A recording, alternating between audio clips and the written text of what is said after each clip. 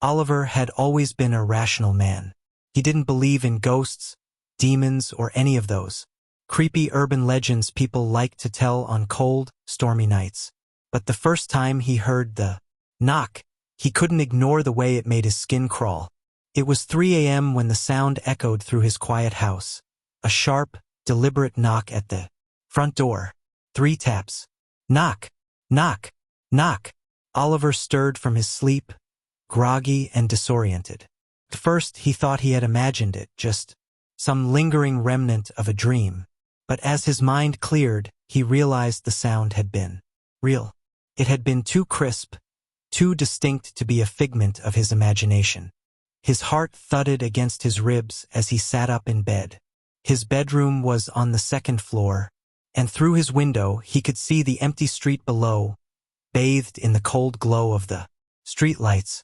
Nothing moved. No figures, no cars, not even the stray cat that sometimes prowled the neighborhood.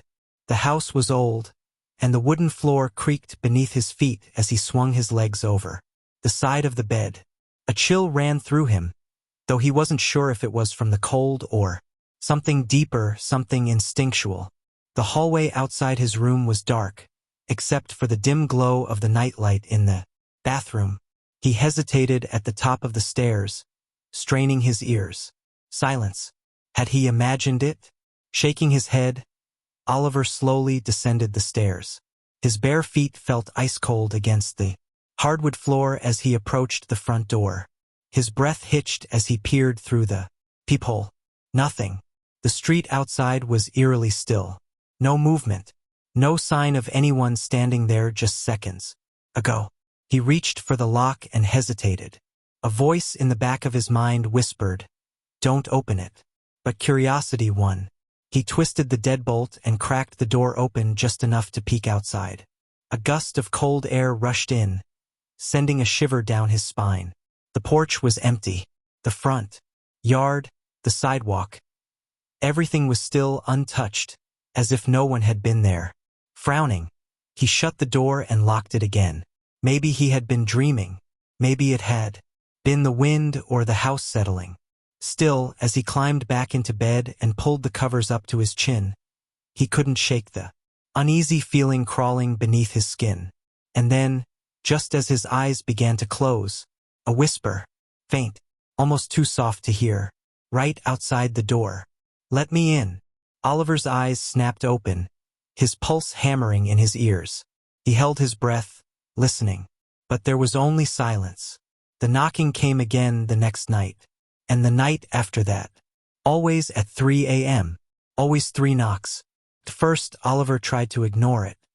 He forced himself to stay in bed, squeezing his eyes shut, telling himself it was just his mind playing tricks. But he couldn't. Each knock sent a pulse of fear through his chest. A deep, instinctual terror that made his skin prickle. Felt wrong. By the 4th night, he was ready. He sat in the living room directly across from the front door, staring at it as the clock on the wall ticked toward 3 a.m. 2:59. He held his breath. The clock struck 3. Knock, knock, knock. Oliver's heart slammed against his ribs. The sound was clear, precise. There was no mistaking. Something was standing outside his house. He clenched his fists, his nails digging into his palms. This time, he wouldn't be afraid. This time, he would catch whoever was playing this twisted game with him. He grabbed the baseball bat he had brought downstairs earlier and rose to his feet, his pulse thundering in his ears as he approached the door. One deep breath. His hand tightened around the doorknob, and then he yanked it open. Nothing. The porch was empty. The street was deathly still. But something was different this time. As Oliver turned back toward the house, a wave of cold dread washed over him. There, on the wooden surface of the door, were 3 deep scratches. Long, jagged, claw-like marks. His stomach twisted. He hadn't heard anything scrape the door. No dragging. No scratching. Only the knocks. But the marks were there, fresh. Something had been standing there. Something had been watching. The next morning, Oliver called his best friend, Daniel. "There's someone messing with me," Oliver said. his fingers gripping the phone tightly. Every night at 3 a.m. 3 knocks. No one's there. But now there are scratches on my door. Daniel, always the skeptic, chuckled. Dude, it's probably just some kid playing a prank. For 5 nights in a row? Always at the exact same time. Oliver ran a hand through his hair. This isn't normal. Daniel sighed. Look, I'll come over tonight. We'll sit on your porch with a camera. When your little ghost knocks, we'll catch them in the act. Oliver wasn't convinced, but he didn't want to be alone when it happened again. Fine. That night, Daniel arrived just before midnight, armed with a camera, a flashlight, and a smug grin. All right, let's bust this mystery. They set up on the porch, bundled in hoodies against the cold, waiting. 2:59 a.m. Daniel adjusted his camera. All right, let's see this. The clock hit 3 a.m. Knock, knock, knock. Daniel froze. His face paled, and his grip on the camera tightened. Oliver swallowed hard, staring at the door. Daniel slowly turned the camera toward the street. And then the porch light flickered. The air changed. It became heavy, thick, like something unseen was pressing against them. The world felt tilted, wrong. Oliver took a deep breath and stood. His shaking hand reached for the doorknob. He threw the door open. Nothing. No wind. No footsteps. No sign of anyone. But then, Daniel let out a strangled gasp. He pointed a trembling finger at the ground. There, in the dirt just outside the door, were footprints. But they weren't human. They were long, narrow prints with clawed toes. Something had been standing there. Something had been watching them. And then, the whisper came again. Soft. Right behind them. Let me in. The porch light went out. And the door slammed shut. Oliver barely slept that night. Every time he closed his eyes, he saw the footprints. Every time he blinked, he felt the weight of unseen eyes watching him. The feeling of something lurking just beyond his vision clung to him like a second skin. The knocking continued every night, relentless. The scratches on the door grew deeper, more jagged, as if whatever was outside was becoming impatient. Oliver stopped checking the peephole. He stopped opening the door. But he could still hear it, hear the way the wood groaned under invisible pressure, hear the way the air outside the house seemed to shift as though something massive yet unseen was standing there. Then the whispers started. Soft at first, just barely audible under the knocks. A murmur, a breath, just beyond. Understanding. A sound that felt like it was meant for him alone. Oliver thought he was imagining it, that his exhausted brain was playing tricks on him. But then, one night, as he lay awake in bed, staring at the ceiling, the whisper cut through the silence like a blade. Let me in. Oliver sat up so fast he nearly fell out of bed. His breath came in sharp gasps, and his skin was clammy with sweat. The knocking came again, louder than ever. Bang, bang, bang. It rattled the walls. It made the floorboards tremble. And then, the whisper followed, curling around the edges of his mind like smoke. Let me in. Oliver's stomach twisted. He grabbed his phone with shaking hands, scrolling through his contacts. He needed to call someone. He needed someone, anyone, to hear this. Before he could press a button, the knocking stopped. For the first time in weeks, silence filled the house. But Oliver didn't feel relieved. He felt watched. And when he turned his head toward the darkest corner of his bedroom, the shadows seemed just a little too thick, a little too deep, a little too alive. Oliver couldn't take it anymore. He decided that tonight, he would stay up with every single light in the house turned on. The lamps, the ceiling lights, even the glow from his computer screen. He wouldn't answer the door. He wouldn't look outside. He wouldn't acknowledge it. 2:59 a.m. Oliver sat in the living room, gripping the arms of his chair so tightly his fingers ached. The TV was on, playing an old sitcom, but he wasn't watching. He wasn't even blinking. 3 a.m. The knock came. Knock, knock, knock. Oliver clenched his jaw, staring straight ahead. The knocking grew louder. Bang, bang, bang. The entire house seemed to shudder. The walls groaned. The ceiling creaked. The lights flickered. Then the whisper came. This time it wasn't outside the door. It was right next to his ear. "You should have opened the door." Oliver whipped around, his heart pounding so hard it made him feel sick. Nothing. There was nothing there. But his blood ran cold. The knock hadn't come from the front door this time. It had come from inside the house. His breath hitched. His eyes darted toward the hallway. The air felt wrong, thick, heavy, suffocating. The shadows along the walls seemed darker, stretching unnaturally as if they had grown longer in the flickering light. And then, slowly, so slowly that Oliver thought he might be imagining it, one of the shadows moved. A shape, tall and thin, peeled itself away from the darkness.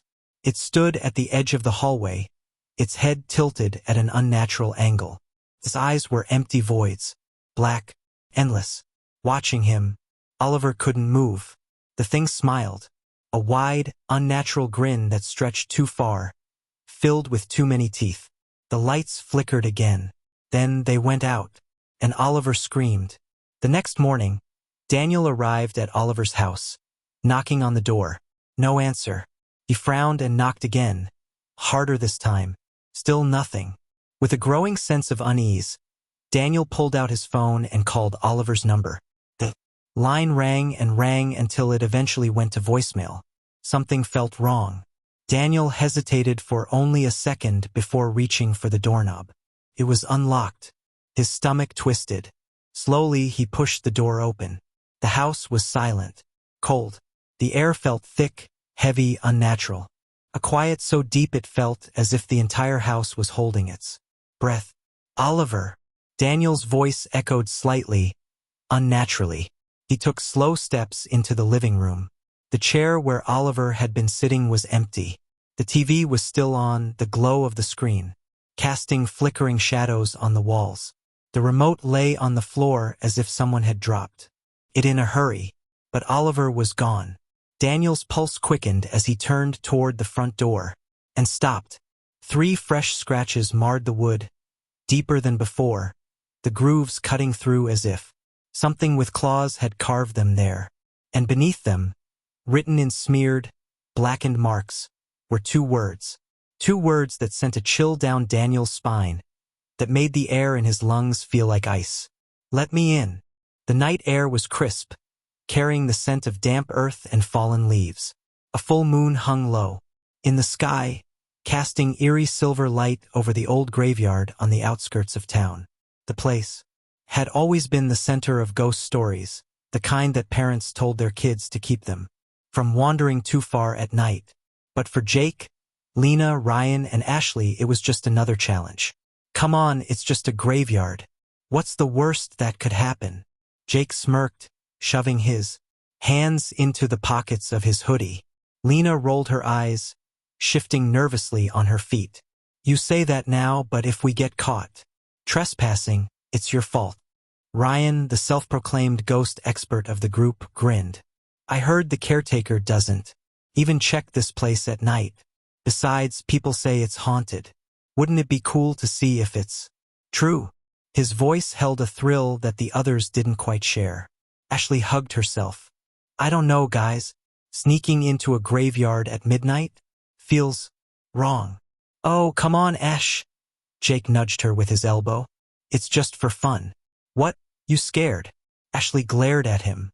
"I didn't say that." "Then let's go." The 4 teenagers squeezed through the rusted bars of the cemetery gate, their feet crunching against dead leaves and gravel. The cemetery was old, one of the oldest in town. Cracked. Tombstones jutted out of the earth at odd angles, their names and dates barely legible from years of erosion. Some graves had sunken into the ground, the soil disturbed as if something had clawed its way out. The deeper they went, the more suffocating the air became. The scent of rotting wood and damp moss clung to their noses. The wind whistled through the bare branches of the ancient trees, creating a sound almost like whispers. Lena hugged her arms. "I don't like this place." Jake scoffed. It's just an old cemetery. What's there to be afraid of? Ashley stopped suddenly. Her skin prickled with an unnatural chill. Did you hear that? Jake chuckled. Nice try. You're not scaring me. Ryan, however, had gone pale. No, I heard it too. A whisper. Soft. Faint. Calling a name. Lena. Lena's breath caught in her throat. She spun around, scanning the darkness. Who said that? No one answered. The wind howled, but underneath it, the whisper came again. Ryan. Ryan stiffened. Okay, who's messing with us? His voice was tight, forced. Ashley's fingers dug into his arm. It's not funny. Stop. I swear it's not me. Jake raised his hands. I didn't say anything. Then they heard it again. Jake! A breathy whisper, drifting from the graves. The voice was neither male nor female, just a sound like wind through hollow bones. Ashley's eyes widened in terror. Let's get out of here. Lena turned to run, but then, Ashley! The whisper came from directly behind her.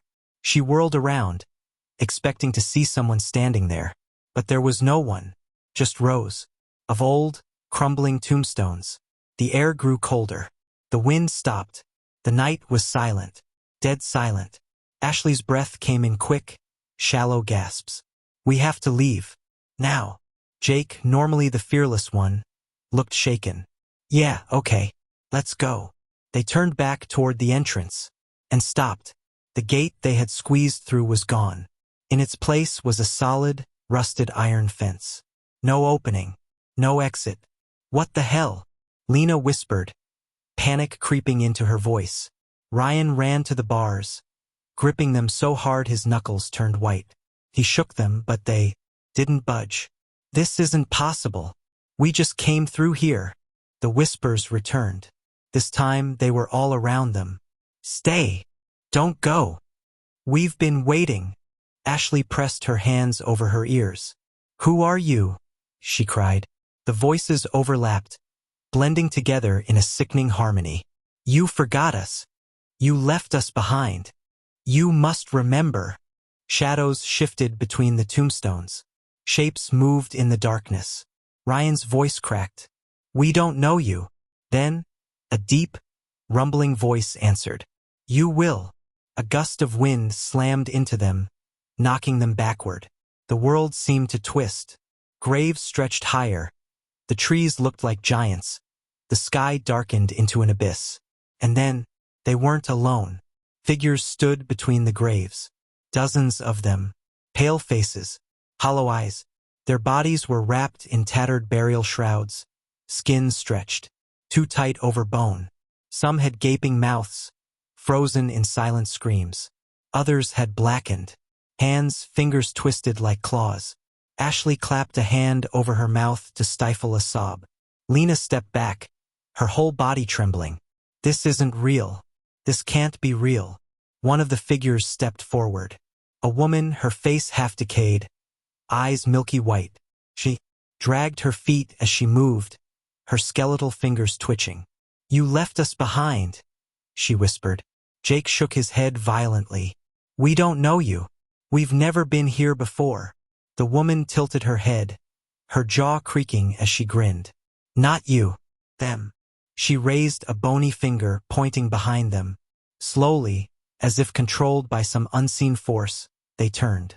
More figures stood behind them, but these were different. They looked exactly like them. Duplicates. Twins. Their own faces, staring back at them. Copy was missing a chunk of flesh from his cheek, exposing bone. And Jake's mirror image was staring, motionless. His lips parted as if he were about to speak. Then, all at once, the copies whispered in unison. It's your turn. The ground beneath them trembled. The graves yawned open. Hands, rotting skeletal hands, burst from the dirt, grabbing their ankles. Ashley screamed as she was yanked downward, her nails clawing at the earth. Lena kicked and thrashed, but the grip was too strong. Ryan and Jake struggled, their voices rising in sheer terror. The doppelgangers stepped closer, reaching out. Their fingers sank into the teen's skin, merging with them, pulling them into the grave. Darkness swallowed them whole. The graveyard fell silent once more. The wind picked up. The trees whispered. And 4 new figures stood among the tombstones. Pale faces, hollow eyes, waiting for the next visitors to enter the graveyard, to hear the whispers, to take their place. The ghostly copies of the 4 teenagers stood motionless, their hollow expressions eerily, mirroring their own. Their eyes, dull and lifeless, seemed to pierce right through them. Then all at once, they spoke in a whispering chorus. "You left us here." Ashley's heart pounded violently against her ribs. "I don't understand," she choked out, her voice barely above a whisper. The first ghostly figure, the woman with the decayed face, stepped forward. Her movements were slow, deliberate, as if the air around her resisted her existence. "Long ago," she rasped, her voice layered with sorrow. "We were just like you, young, alive. We came here on a dare, just as you did. And then," she paused, her milky eyes glancing at the darkened sky. "We were taken." Ryan's throat was dry. "Taken by what?" he asked, though deep down he wasn't sure he wanted the answer. A gust of wind swept through the cemetery, kicking up a cloud of dead leaves. The ground seemed to shudder beneath their feet. Then, out of the darkness, something shifted. Between the graves, a shadow emerged. It was impossibly tall, taller than the trees, its form a writhing mass of shifting darkness. The longer they looked at it, the harder it was to focus, as if their eyes refused to comprehend what they were seeing. A deep, guttural voice slithered through the air, colder than the wind.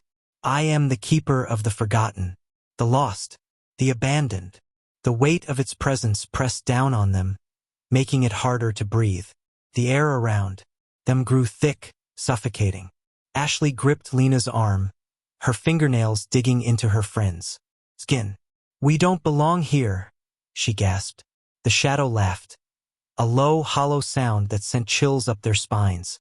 "You came willingly. Now you will stay." The wind roared again. The figures lunged forward, their outstretched hands like skeletal claws, reaching for them. Their whispering voices turned desperate, frantic. "Stay with us. We were forgotten. Don't leave us behind," Ashley screamed. Lena yanked her hand, dragging her backward. "Run!"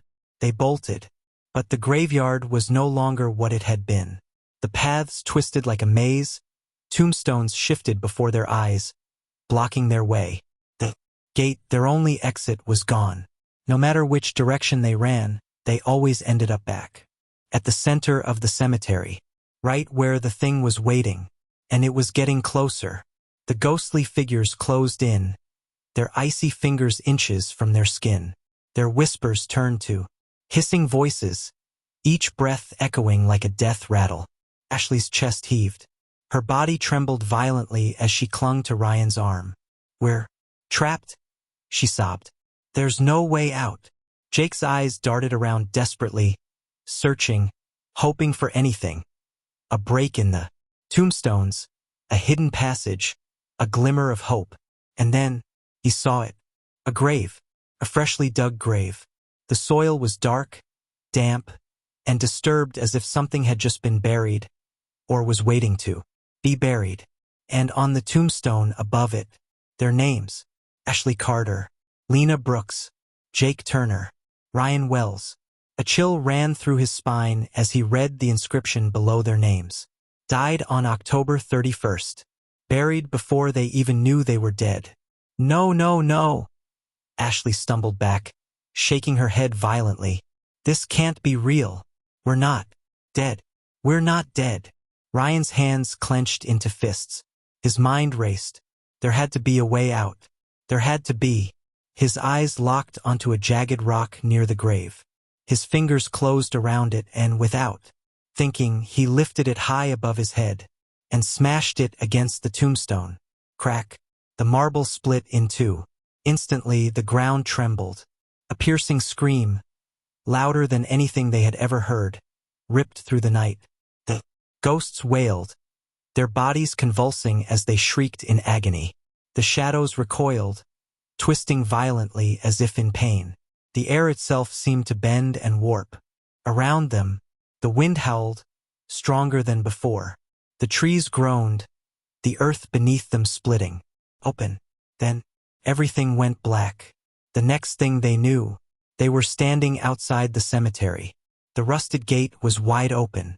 The full moon still hung in the sky. The night was still, silent. No whispers, no figures, no shadows, just an empty graveyard, looking as ordinary as ever. The four of them gasped for air, their bodies trembling from exhaustion and fear. Ryan turned to the others. His voice was barely a whisper. Did that just happen? No one answered. Instead, they ran. Ran as fast as they could, away from that place. Away from the horrors they had witnessed. And they never spoke about that night again. But sometimes, when they walked past the old graveyard, they swore they could still hear it. A whisper, calling their names, waiting. Lily Parker had always loved dolls.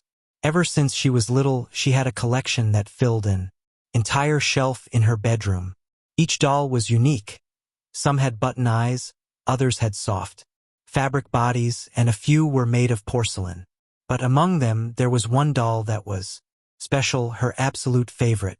It was a beautiful porcelain doll with long golden hair, icy blue eyes, and a delicate pink dress, made of lace. Her tiny hands were perfectly sculpted, her face painted with the gentlest expression.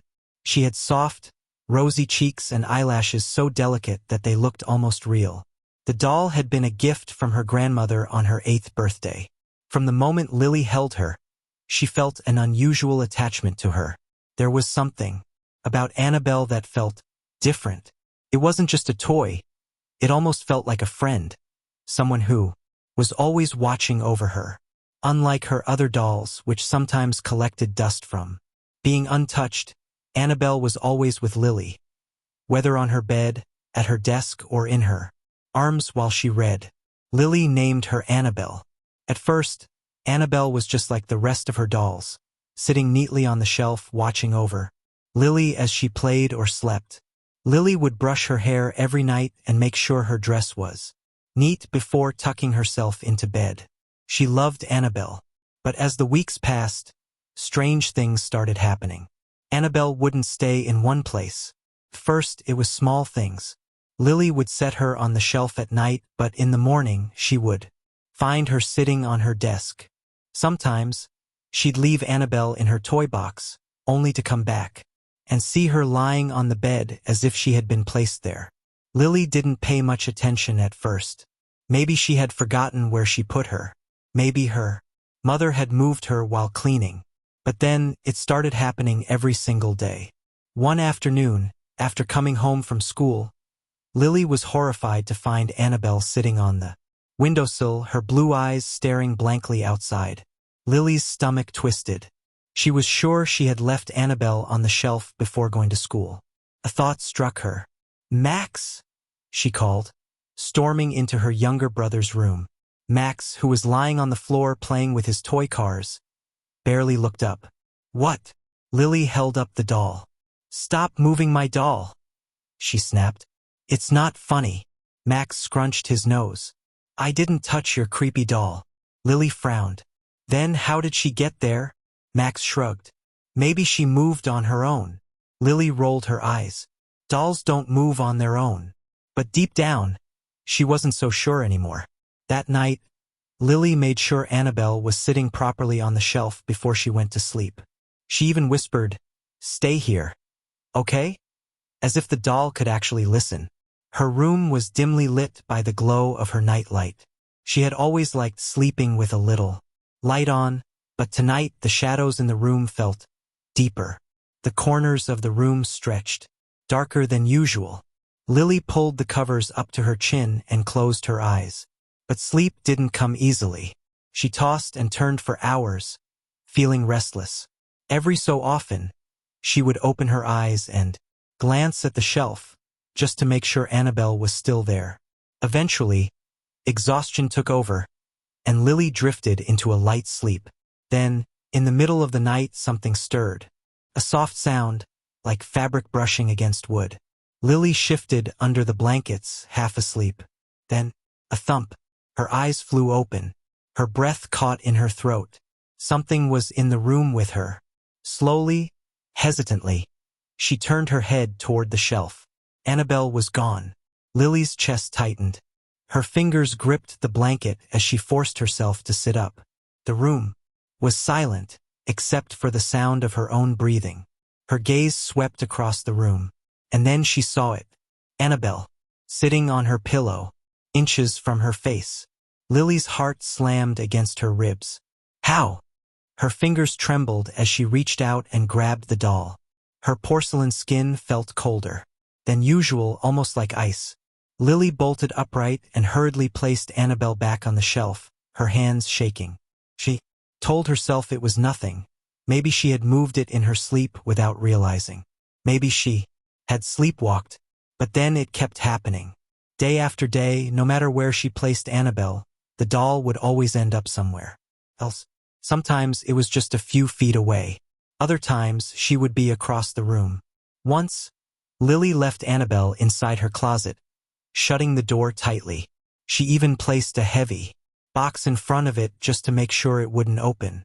The next morning, the closet was wide open, and Annabelle was sitting at Lily's desk, facing the bed. That was the first time Lily felt truly afraid. One evening, as Lily was brushing her hair in front of the mirror, she swore she saw something move in the reflection. It was just a flicker, a small shift of light in the background. She froze. Her eyes darted toward the shelf. Annabelle was still there, sitting perfectly still. Lily's throat was dry. She turned around slowly, scanning the room. Nothing. She exhaled shakily. "I'm just imagining things," she whispered to herself. But that night she had trouble sleeping. The room felt colder than usual. The air was heavy, almost like something was watching her. Every small creak of the house made her heart race. The rustling of the trees outside sounded like whispering voices. Then, a whisper, soft, almost too quiet to hear. "Lily." Lily's eyes snapped open. Her stomach turned to ice. Had she imagined it? Or had someone really whispered her name? Slowly, she turned her head toward the shelf. Annabelle was gone. A shuffling sound came from the floor. Lily's pulse pounded in her ears. Her breath came in shallow gasps as she reached for her phone, her fingers fumbling to turn on the flashlight. The light flickered on, and there, in the beam, Annabelle, sitting on the carpet, facing her. Her cold blue eyes seemed to glisten in the dim light. Her porcelain lips slightly parted as if she was about to speak. Lily screamed. Her parents rushed in moments later, switching on the lights. "What's wrong, sweetheart?" her mom asked, her voice filled with concern. Lily pointed at the doll, her whole body trembling. She moved. Her dad sighed, rubbing his forehead. "Lily, it's just a doll." He picked up Annabelle and placed her back on the shelf. "Maybe you knocked her over in your sleep." Lily shook her head, but she didn't argue, because deep down she already knew. Annabelle had moved on her own, and she wasn't going to stop. Lily had never been this scared before. Annabelle wasn't just moving. She was doing things that Lily couldn't explain. She needed to talk to someone who would listen. The next day at school, she pulled her best friend, Sophie, aside during lunch. They sat on the farthest bench in the playground, away from everyone else. The autumn wind blew through the trees, making the branches creak. Lily hesitated for a moment, then took a deep breath and told Sophie everything. Sophie listened in silence, her face growing paler with every word. When Lily finished, Sophie shook her head. "Lily, that's not normal," she whispered. What if the doll is haunted?" Lily forced out a laugh, but it sounded weak. "That's ridiculous. She's just a doll." Sophie didn't laugh. "Dolls don't move on their own." Lily's stomach twisted. She wanted to believe it was all in her head, that maybe her brother was playing tricks on her. But deep down, she knew the truth. Sophie leaned in closer, lowering her voice. My grandma used to tell me stories about spirits, attaching themselves to objects, especially dolls. You should get rid of it, Lily, before it's too late. Lily frowned. Just throw her away? No. You have to do it properly, Sophie insisted. You can't just toss it in the trash. If it's really haunted, it'll come back. Lily swallowed. Then what should I do? Sophie hesitated. Bury it. Far away. Somewhere it won't be found. Lily shivered. The idea of burying Annabelle felt wrong, almost like she was doing something bad. But at this point, she was willing to try anything. That night, she made a decision. She would lock Annabelle in a box. After dinner, Lily rushed to her room and found an old shoebox. Her hands trembled as she picked Annabelle up, holding the doll as far away from her body as possible. For the first time, she noticed how cold Annabelle felt, almost like she had been sitting outside in the winter air. Taking a deep breath, Lily placed Annabelle inside the shoebox, shut the lid tightly, and wrapped layers of tape around it. She shoved the box under her bed, making sure it was completely hidden. There, she muttered. Now you can't move anymore. She climbed into bed, pulling the covers up to her chin. The room was silent, too silent. After what felt like hours, her eyelids grew heavy, and she drifted off to sleep. But in the middle of the night, thump, Lily's eyes snapped open. Thump, thump, something was moving under her bed. Her breath hitched in her throat. Scrape, something was crawling. Slowly, hesitantly, she leaned over the side of her bed and peered down into the darkness. The shoebox was there, but the lid, it was open, empty. Lily's blood ran cold. And then, a soft giggle, a childlike whisper, echoing through the dark. Her heart pounded as she turned her head, barely able to breathe. Annabelle was sitting on her nightstand, but this time she wasn't the same. Her head was tilted slightly to the side. Her painted lips were curled into the faintest of smiles. Her tiny porcelain hand was raised, like she was waving. Lily let out a scream that shook the entire house. Within seconds, her parents rushed in, turning on the lights. "What's wrong?" her mom asked, eyes wide with concern. Lily couldn't speak. She could only point, her hand trembling. Her dad sighed when he saw the doll. "Lily, you have to stop with these stories. It's just a doll." "No," Lily choked out. She moved. She got out of the box." Her dad shook his head and picked up Annabelle, placing her back on the shelf. "You probably knocked it over in your sleep." Lily knew that wasn't true. Annabelle had moved on her own, and she wasn't going to stop. Lily couldn't take it anymore. She had tried everything, ignoring Annabelle, locking her in a box, even begging her to stop. But the doll wouldn't stop. She kept moving, creeping closer and closer to Lily's bed each night. And now she was smiling. That was the last straw. Lily grabbed her backpack and stuffed Annabelle inside. She didn't care if her parents got mad. She didn't care if it was late. She was getting rid of the doll tonight. The house was silent as she tiptoed to the front door. Her parents were asleep and she needed to keep it that way. Slipping on her jacket, she carefully opened the door and stepped outside. The wind howled through the trees, sending a shiver down her spine. The woods behind their neighborhood loomed in the distance, dark and endless. Her hands shook as she walked toward them. The farther she went, the harder her heart pounded. Finally, she stopped in a small clearing. The ground was soft from the recent rain, making it easier to dig. She dropped to her knees and began scooping dirt away with her hands. Her fingers were freezing, but she didn't care. Minutes passed. Then, finally, the hole was deep enough. Lily pulled Annabelle out of her backpack. The doll's blue eyes seemed to shine in the moonlight, almost alive. Her breath hitched. She swore Annabelle's smile had grown wider. "Stay here," Lily whispered, placing the doll in the hole.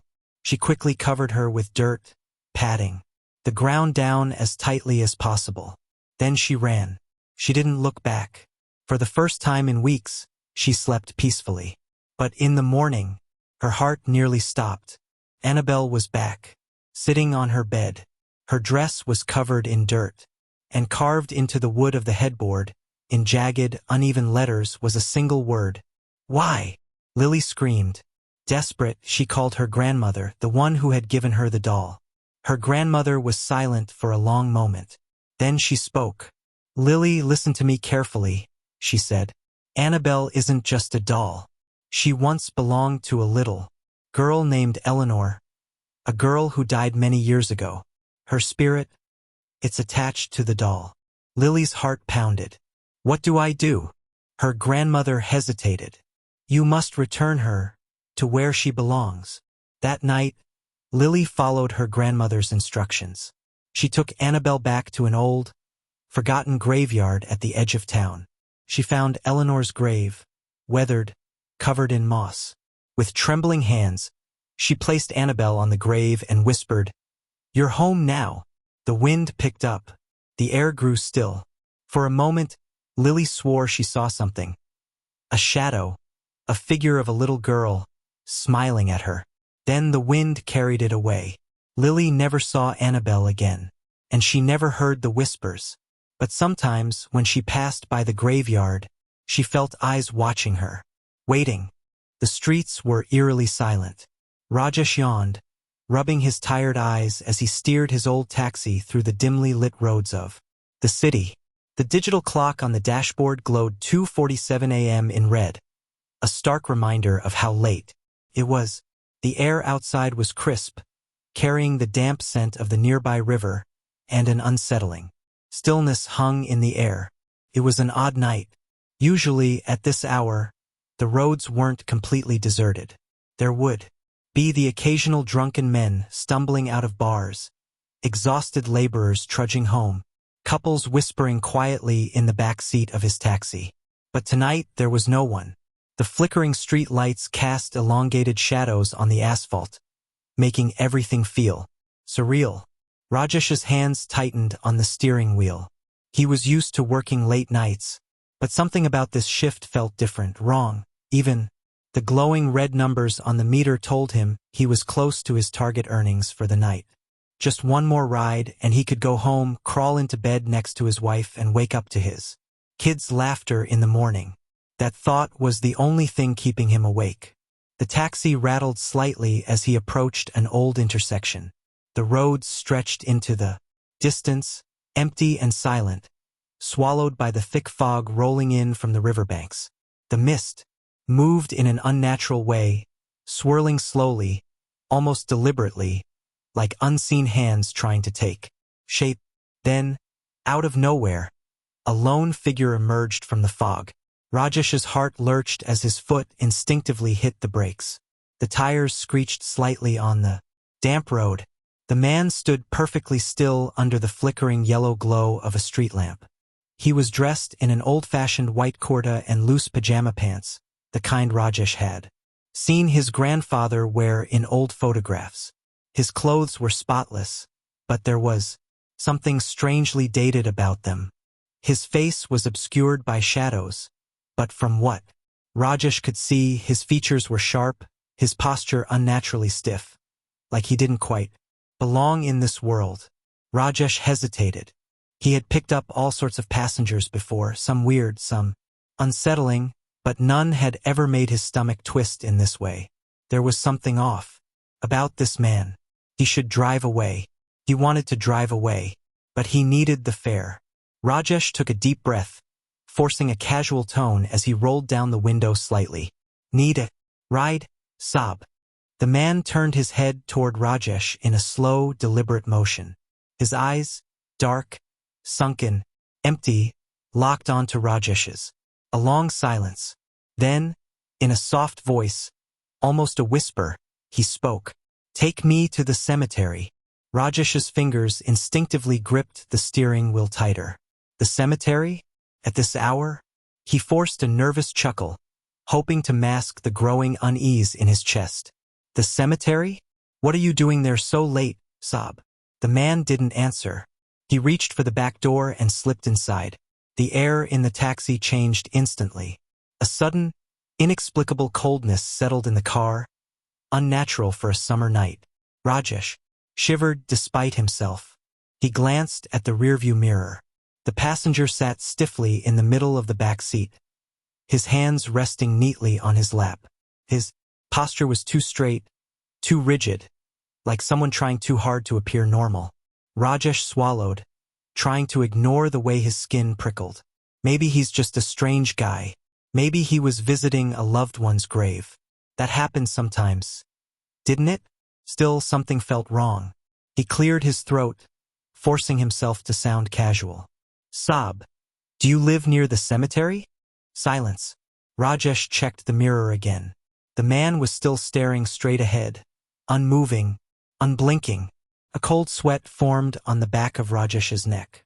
He turned his attention back to the road, forcing himself to focus on driving.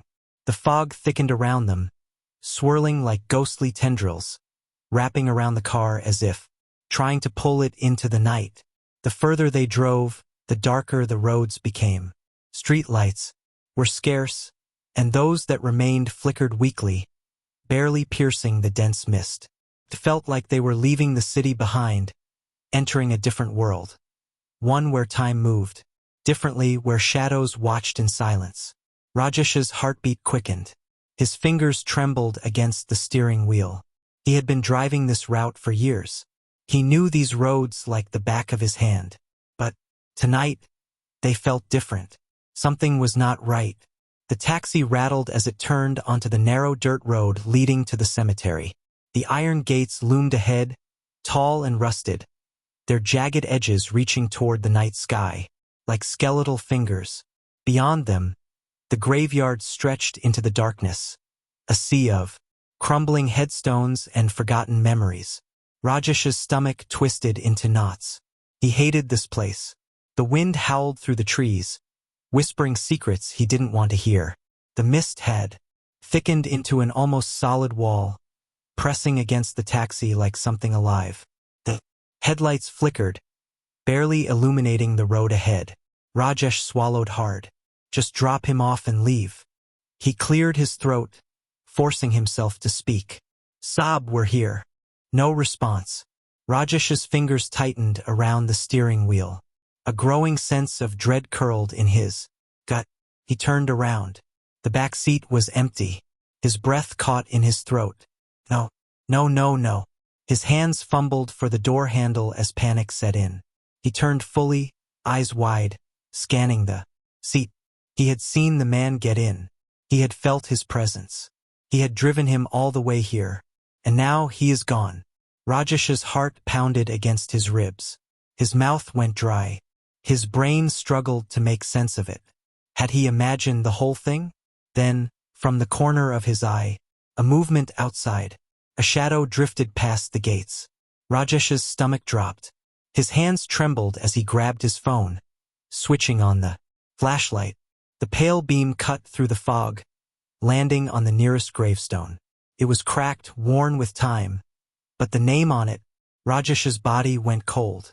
The name on the grave was the same name the passenger had given him. His breath hitched. His pulse thundered in his ears. Then, as if carried by the wind, a voice whispered through the trees. Thank you for the ride. Rajesh's entire body froze. His throat clenched, and his hands turned ice cold. His eyes darted wildly around the cemetery, his breathing uneven. He had to get out of here. Rajesh fumbled with the keys, trying to start the engine. The old taxi sputtered, refused to start. And then, in the rearview mirror, a pair of dark, hollow eyes stared back at him. Rajesh's scream tore through the night. Rajesh's breath came in short, ragged gasps. His entire body felt frozen, as if the very air around him had turned into ice. His heart hammered violently against his ribs, each beat, drumming the same terrifying thought into his head. This is not possible. He stared at the gravestone, his hands trembling as he brought the flashlight closer. The name, carved into the stone, was the same name the man had given him. But what made his stomach lurch was the date. The man had died 20 years ago. His knees nearly buckled. He took an unsteady step backward, the fog swirling around him, thick and suffocating. The night air was eerily silent, yet a strange presence lingered, pressing against his skin like unseen eyes watching from every direction. Then, from the depths of the mist, a whisper floated through the air, soft, almost gentle, but chilling in its familiarity. "Thank you for the ride." Rajesh's breath hitched in his throat. His fingers numbed. His body screamed for him to run, but fear had him rooted to the ground. And then he felt it, the sudden bone-deep chill, an unnatural cold creeping over his shoulders, slithering down his spine. His instinct screamed. Something was behind him. Summoning every ounce of courage he had left, Rajesh turned. Nothing, but the mist shifted, swirling unnaturally, as if something unseen had just moved. Panic took over. He stumbled back toward the taxi, his hands shaking as he fumbled with the door handle. The metal was ice-cold beneath his touch. He yanked the door open and threw himself inside, slamming it shut behind him. His chest heaved as he jammed the key into the ignition, his hands trembling so badly he could barely turn it. The old taxi sputtered, groaning in protest. "Come on, come on." The engine coughed, refused, then finally roared to life. Rajesh gripped the wheel, slamming his foot on the accelerator. The tires screeched against the gravel, kicking up dust as he sped away from the cemetery. His breath was erratic, his heart still hammering, but relief started to trickle in. He was safe. He was getting out of here. But then, the road stretched endlessly ahead of him. He knew this road. He had driven it countless times. Yet, something was wrong. The surroundings seemed unfamiliar, distorted. The fog pressed against the windows like unseen, hands growing thicker, denser, as if trying to pull him back. And then, a prickle of cold dread crawled up his neck. Something made him glance at the rearview mirror. And that's when he saw it. His breath caught in his throat. A face, sitting in the back seat exactly where he had been before. Unmoving, expressionless, hollow, dark eyes staring straight at him through the mirror. Rajesh's scream tore through the night. His hands jerked the wheel. The car skidded wildly, tires screeching against the gravel. His vision blurred with panic as he swerved. And then, darkness, a distant voice, muffled, blurred, familiar. Rajesh's head throbbed, a deep, pounding ache that felt like someone was hammering inside his skull. His body was heavy, each limb sluggish and weak. He forced his eyes open. The harsh morning light stabbed through his vision, making him wince. The sterile white of a hospital ceiling swam above him. The sharp scent of antiseptic filled his nose. His breath came in slow, shallow gasps. His entire body ached, his muscles stiff, as if he had been frozen in fear for hours. "Bia, you're awake." A voice, his younger brother, Arun. Relief was evident in his tone. His wife stood beside him, worry etched into every line on her face. Rajesh blinked, his throat dry and scratchy. He tried to sit up, but his body protested, every muscle screaming in pain. What happened?" His voice was hoarse, barely above a whisper. Arun exhaled shakily. "You were found unconscious on the cemetery road. Your taxi crashed into a tree." The cemetery. Rajesh's breath hitched. The memories rushed back like a flood. The strange passenger. The fog. The gravestone. The face in the mirror. His fingers curled into the bedsheet, his knuckles turning white. He forced himself to ask the question that had been clawing at his mind. Did anyone find a man in my taxi?" Arun frowned, his expression turning confused. "Bia, there was no one in the taxi. Just you." Rajesh felt the blood drain from his face. His stomach lurched. No, that wasn't possible. He had seen him. He had spoken to him. He had felt his presence. His breath grew unsteady, his chest tightening. His hands shook as he grabbed Arun's arm. Check my rearview mirror." Arun gave him a puzzled look but nodded. "Okay, I'll ask someone to check." Minutes passed in tense silence. The room felt colder, suffocating. A strange heaviness settled in Rajesh's chest.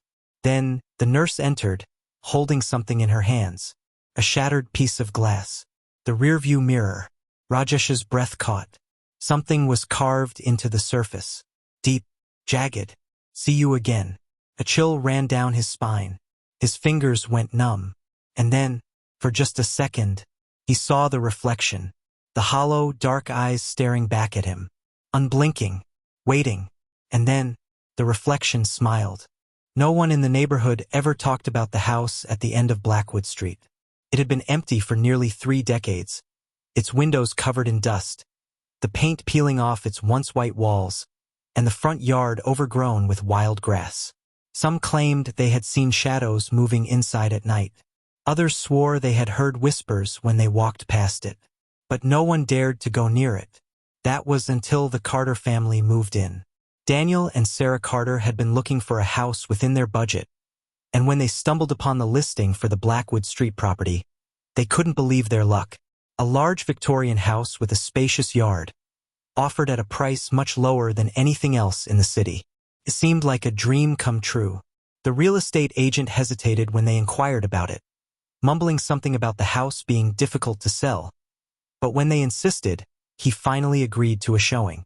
The moment they stepped inside, Sarah felt an odd chill run down her spine.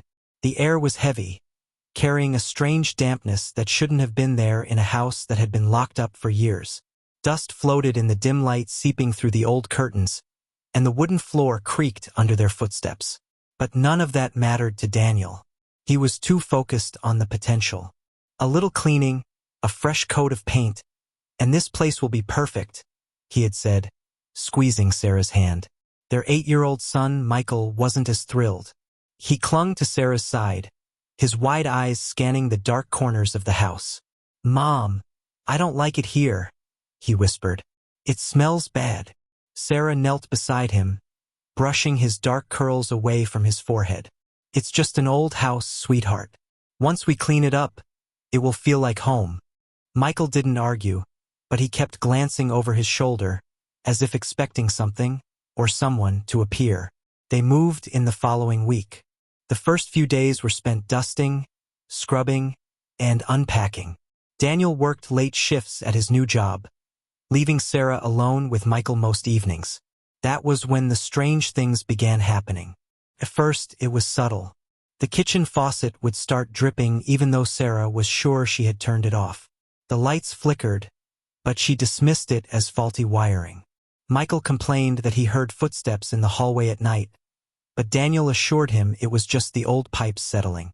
Then, one night, Sarah woke up to the sound of whispering. It was faint, almost like the wind blowing through the trees, but the words were unmistakable. Soft, hushed voices, overlapping, murmuring in a language she didn't understand. She sat up, her heart pounding. Daniel was sound asleep beside her. She held her breath and listened. The whispers grew louder. Sarah turned toward the bedroom door. It was slightly open, revealing the dark hallway beyond. For a moment, she thought she saw movement, a shadow shifting against the dim light of the night. But when she blinked, it was gone. Shaking off the unease, she lay back down, telling herself it was just her imagination. The next morning, Michael refused to come out of his room. When Sarah finally coaxed him downstairs for breakfast, he wouldn't eat. His small fingers clutched the edge of the table, his face pale. "What's wrong, baby?" Sarah asked, kneeling beside him. He hesitated before whispering, "There's a lady in my room." Sarah felt a chill creep up her spine. "What do you mean?" Michael glanced toward the staircase, as if making sure no one was listening. "She stands in the corner at night. She has no eyes." Sarah swallowed hard. "Michael, that's just a bad dream. There's no lady." Michael shook his head. "She whispers to me." Sarah forced a smile, trying to keep her voice steady. "What does she say?" Michael hesitated, then murmured, "She says she wants to come inside." Sarah's stomach twisted. That night, she stayed up late, sitting in the hallway outside Michael's room. Hours passed, and nothing happened. Just as she was about to head to bed, a cold gust of air rushed past her. The hallway light flickered. Sarah's breath hitched as she turned toward Michael's door. It was open. Her heart pounded as she stepped inside. The room was empty except for Michael, fast asleep in his bed. But something felt wrong. The air was thick, suffocating. And then she saw it. In the corner, where the shadows were darkest, a shape was standing. Tall, motionless, watching. Sarah gasped, stumbling backward, her hand flying to the light switch. The moment the light flickered on, the figure was gone. The room was empty. She barely slept that night. The next day, she called Daniel at work, her voice trembling as she explained what had happened. He tried to calm her, suggesting it was just stress. But she could hear the doubt in his voice. Then the nightmares began. Sarah dreamt of a woman in a tattered black dress, standing at the foot of her bed, whispering in a language she didn't understand. She would wake up drenched in sweat, her body frozen, unable to move for several minutes. Michael's behavior worsened. He refused to sleep in his room, begging to stay in Sarah and Daniel's bed. One night, as Sarah tucked him in, he suddenly grabbed her hand, his eyes wide with fear. "She's angry, Mom," he whispered. "She says we need to leave." That was the final straw.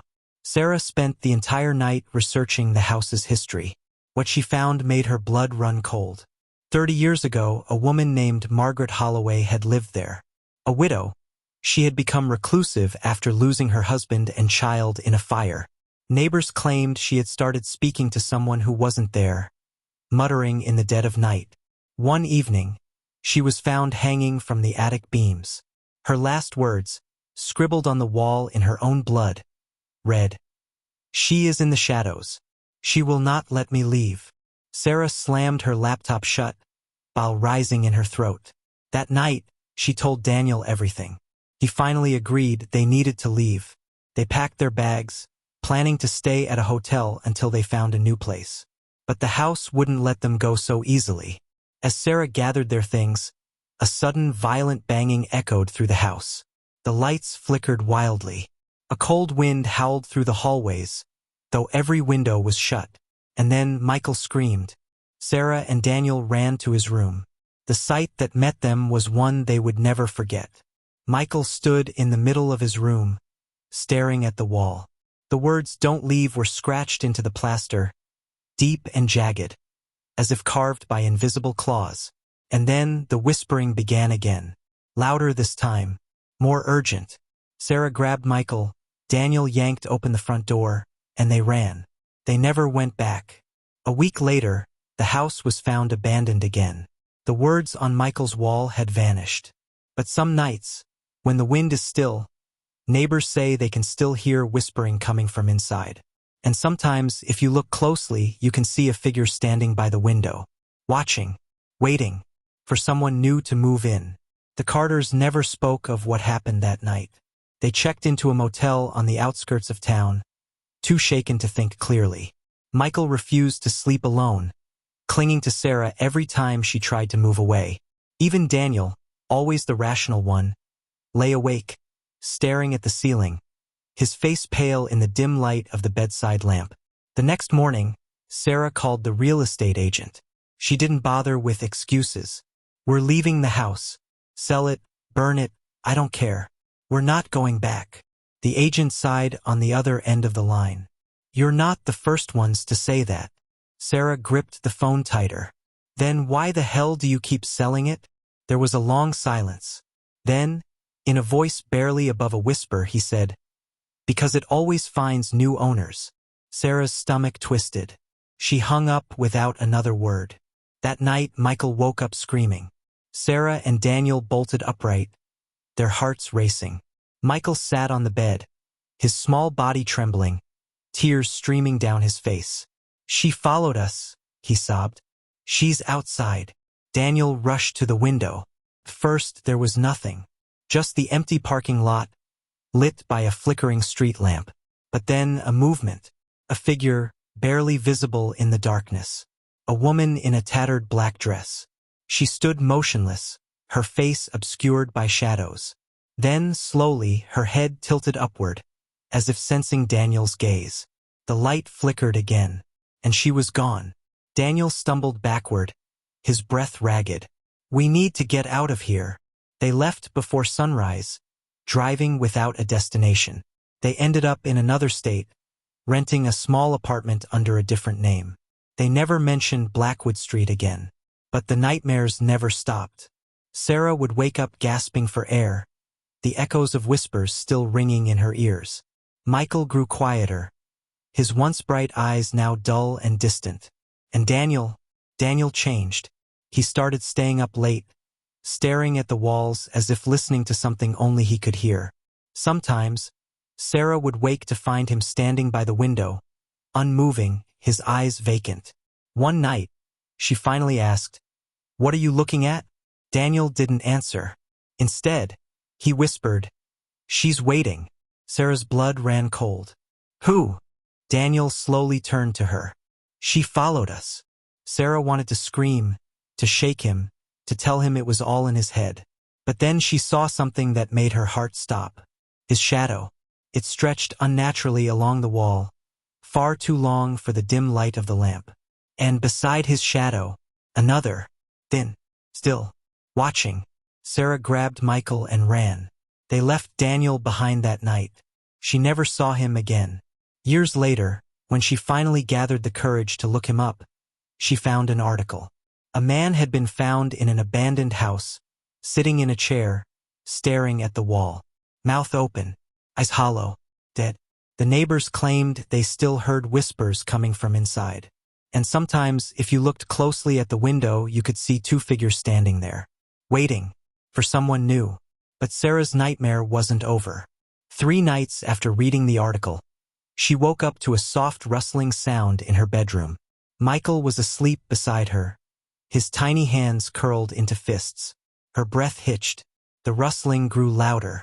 The closet door creaked open. And in the darkness, just beyond the threshold, a pair of hollow eyes stared back.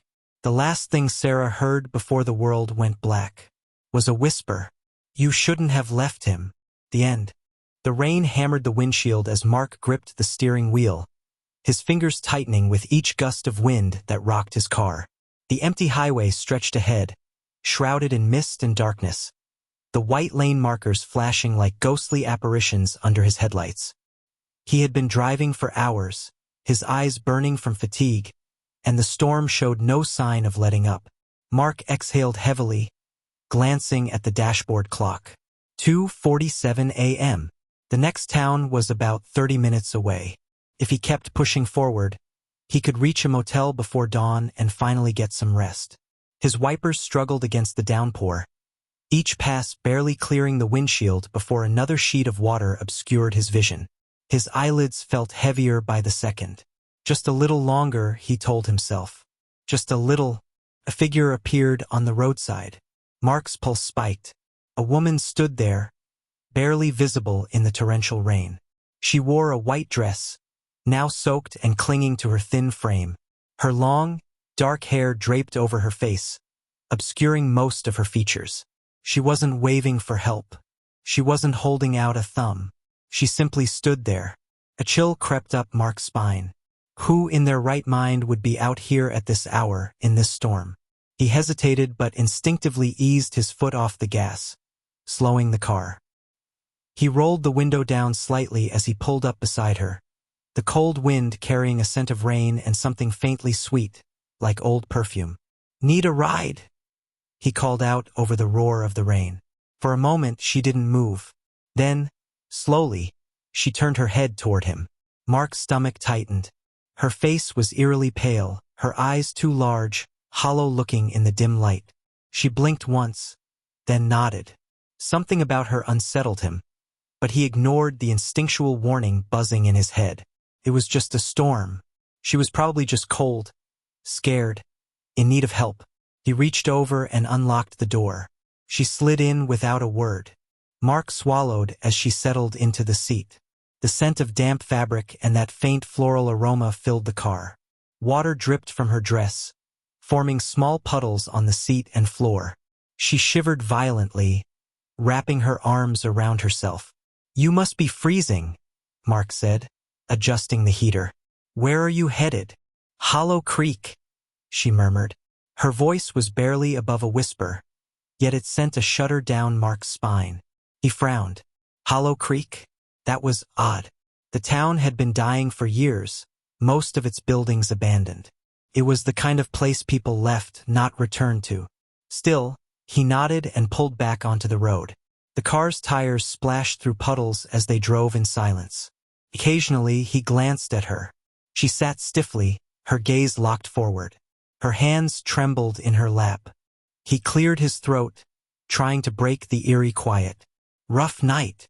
She turned then, too slowly. Her dark eyes met his, and for a second, Mark felt like his breath had been sucked from his lungs. There was something wrong with them, like looking into a deep, endless pit. I just want to go home. Mark's fingers tightened around the steering wheel. Something about the way she said it. ***, the way her lips barely moved, the emptiness in her tone. ***, made his skin prickle. The rain had settled into a light drizzle by the time they reached the outskirts of Hollow Creek. The mist thickened, curling between the skeletal trees and crumbling houses. The streetlights flickered weakly, their glow barely reaching through the dense fog. Mark swallowed. The place felt dead. Where exactly do you live? He asked, scanning the dimly lit street. She lifted a pale hand and pointed. Mark followed her gesture to an old Victorian house at the end of the road. His stomach dropped. The place was in ruins. The windows were black, hollow, the front porch sagging under years of neglect. Weeds had overtaken the yard, pushing up through cracks in the broken pavement. The house looked abandoned. Are you sure? The seat beside him was empty. Mark's breath caught in his throat. He hadn't heard the door open, hadn't felt the car shift, and yet she was gone. His hands went clammy as he turned toward the house. A shadow moved in the upstairs window. Mark's stomach twisted. A flash of lightning split the sky, and in that brief moment of brightness he saw her, standing in the upstairs window, watching him. Mark's pulse slammed against his ribs. His hands fumbled for the gear shift, yanking it into reverse. The tires screeched against the wet pavement as he sped backward. The house vanished into the mist, but the suffocating feeling of being watched didn't leave. He didn't stop until he reached a gas station on the edge of town. The fluorescent lights inside flickered weakly, casting harsh shadows over the empty aisles. Mark stumbled through the door, his heart still hammering in his chest. The old clerk behind the counter barely looked up. You look like you've seen a ghost. Mark swallowed, his throat dry. I think I did. The clerk's expression darkened. You picked up a hitchhiker, didn't you? Mark's skin turned cold. How did you know? The old man exhaled, rubbing his temple. Because you're not the first. Mark's breath hitched. What do you mean? The clerk's gaze was heavy. She's been dead for 20 years, drowned on her way home from prom. They found her car at the bottom of Hollow Creek Lake. But people still see her, always looking for a ride, always trying to get home. A shiver crawled up Mark's spine. Slowly, he turned toward his car, dreading what he might find. The passenger seat was empty. The door was closed. But there, on the outside of the passenger window, a single wet handprint. A whisper drifted through the air, so faint he could almost convince himself he imagined it. I'll always find my way back. Mark barely breathed as his foot pressed the accelerator harder. The car roared forward, tearing through the silent night. The road stretched endlessly before him, the highway lights flickering, casting long shadows that seemed to twist and stretch unnaturally. Beside him, she sat eerily still. Her dress, once soaked through with rainwater, was now pristine, as if time had reversed itself. Her hands rested lightly in her lap, delicate and unmoving. She didn't fidget. She didn't blink. She simply stared straight ahead, her hollow eyes reflecting the distant glow of the headlights. Mark swallowed hard, his grip tightening on the wheel. He had seen her vanish once before, had felt the weight of her absence in the seat beside him. But now she was here again, and this time he was determined. Hollow Creek? He asked, his voice barely above a whisper. She nodded, the movement slow, almost mechanical. Mark exhaled and made his choice. Not tonight. He yanked the wheel slightly, keeping the car straight, flying past the exit to Hollow Creek. The moment they passed it, a shift occurred, like something unseen had suddenly become aware of what he was doing. The temperature inside the car plummeted. A thick, suffocating cold filled the air, seeping into his bones. The windshield fogged over in an instant, his breath visible in the icy interior. The radio crackled violently, static screaming through the speakers, distorting into an unnatural, garbled whisper. "Turn back!" Mark flinched. The voice wasn't his. It wasn't hers. It came from everywhere and nowhere at once. The girl in the passenger seat stiffened, her hands curling slightly into fists. Her breath hitched, a barely audible gasp slipping from her lips. The pressure around them thickened, the air growing heavier, like the weight of unseen hands pressing against the car, dragging it down. The headlights dimmed, flickering like a dying candle. Mark clenched his jaw and pressed the gas harder. The road ahead stretched endlessly, impossibly long. His stomach twisted. Was he even making progress? It felt like he was driving in place, like Hollow Creek was trying to keep them from leaving. Then, a whisper. "You can't save me." Mark turned his head slightly. She was fading. Her form grew translucent, a shifting mist of half-existence. Her fingers trembled, reaching for something unseen. "No," he said firmly, heart pounding. "You don't have to go back." The car shook violently, as if something had grabbed it from behind, yanking it backward. The tires screeched against the asphalt. The headlights flickered once, twice, then cut out completely. Darkness. Total. Absolute. Mark's breath came in short gasps. He couldn't see. The road was gone. The world outside the car had vanished. There was nothing but an endless, swallowing blackness stretching in all directions. And in that darkness something moved. A shape. A shadow. It loomed just beyond the windshield, shifting, stretching unnaturally tall. Its form was amorphous, twisting in ways that hurt to look at. Its fingers, long, impossibly thin, dragged across the hood of the car, leaving behind deep, jagged scratches. Mark's pulse pounded in his ears. The radio crackled again, a broken, guttural voice rising through the static. "She belongs here." The girl shuddered. Her form flickered, fighting against whatever force was pulling her back. Her lips parted, and for the first time, her voice was more than a whisper. "Drive," she pleaded. Mark didn't hesitate. He slammed his foot against the gas pedal. The engine screamed. The tires skidded.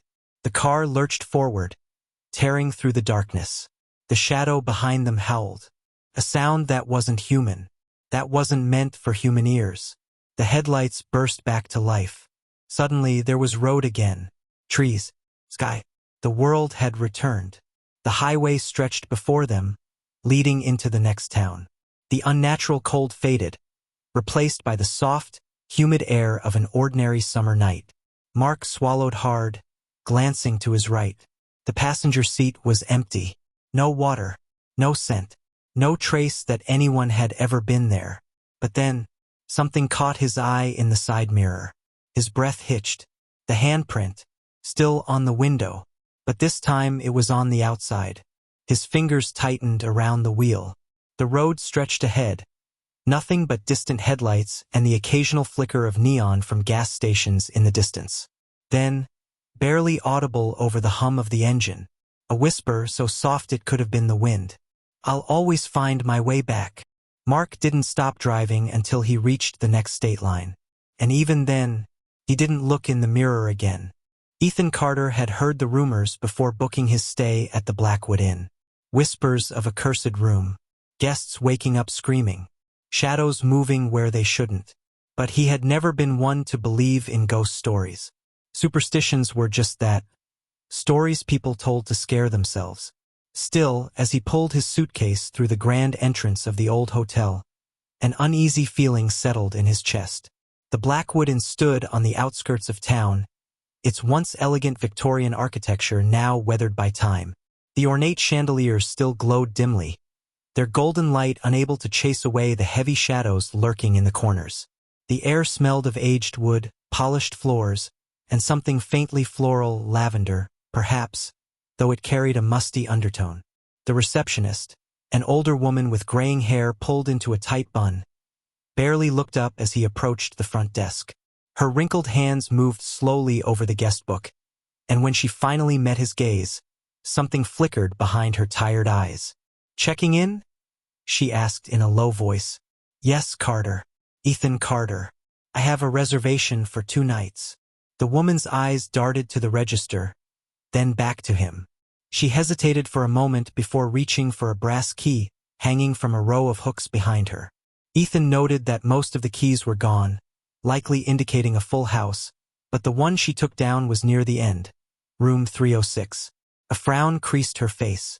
"Are you sure you want this room?" Ethan raised an eyebrow. "Why wouldn't I?" She exhaled through her nose, shaking her head slightly. "No reason. Just, if you hear anything strange, try not to pay it any mind." A cold knot tightened in Ethan's stomach. "Strange like what?" The woman pursed her lips. "The walls here are old. They creak at night." Something in the way she said it, too rehearsed, too dismissive, made his skin prickle. But he forced a chuckle and took the key. "I'll keep that in mind." The elevator creaked as it carried him up to the 3rd floor, the dim yellow lights flickering slightly. The doors groaned open, revealing a long hallway lined with dark wooden doors. A thick runner rug muffled his footsteps as he walked toward the end of the corridor, where room 306 waited. He hesitated before inserting the key. The brass numbers on the plaque were slightly tarnished, as though too many fingers had brushed against them. A shiver ran down his spine, but he shook it off and pushed the door open. Inside, the room was unremarkable.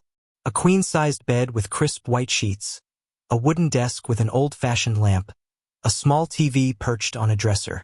Across from the bed, an ornate mirror in an antique frame hung on the wall. But something about the air felt wrong. It was too still, too quiet. Even the hum of the hotel's heating system seemed absent.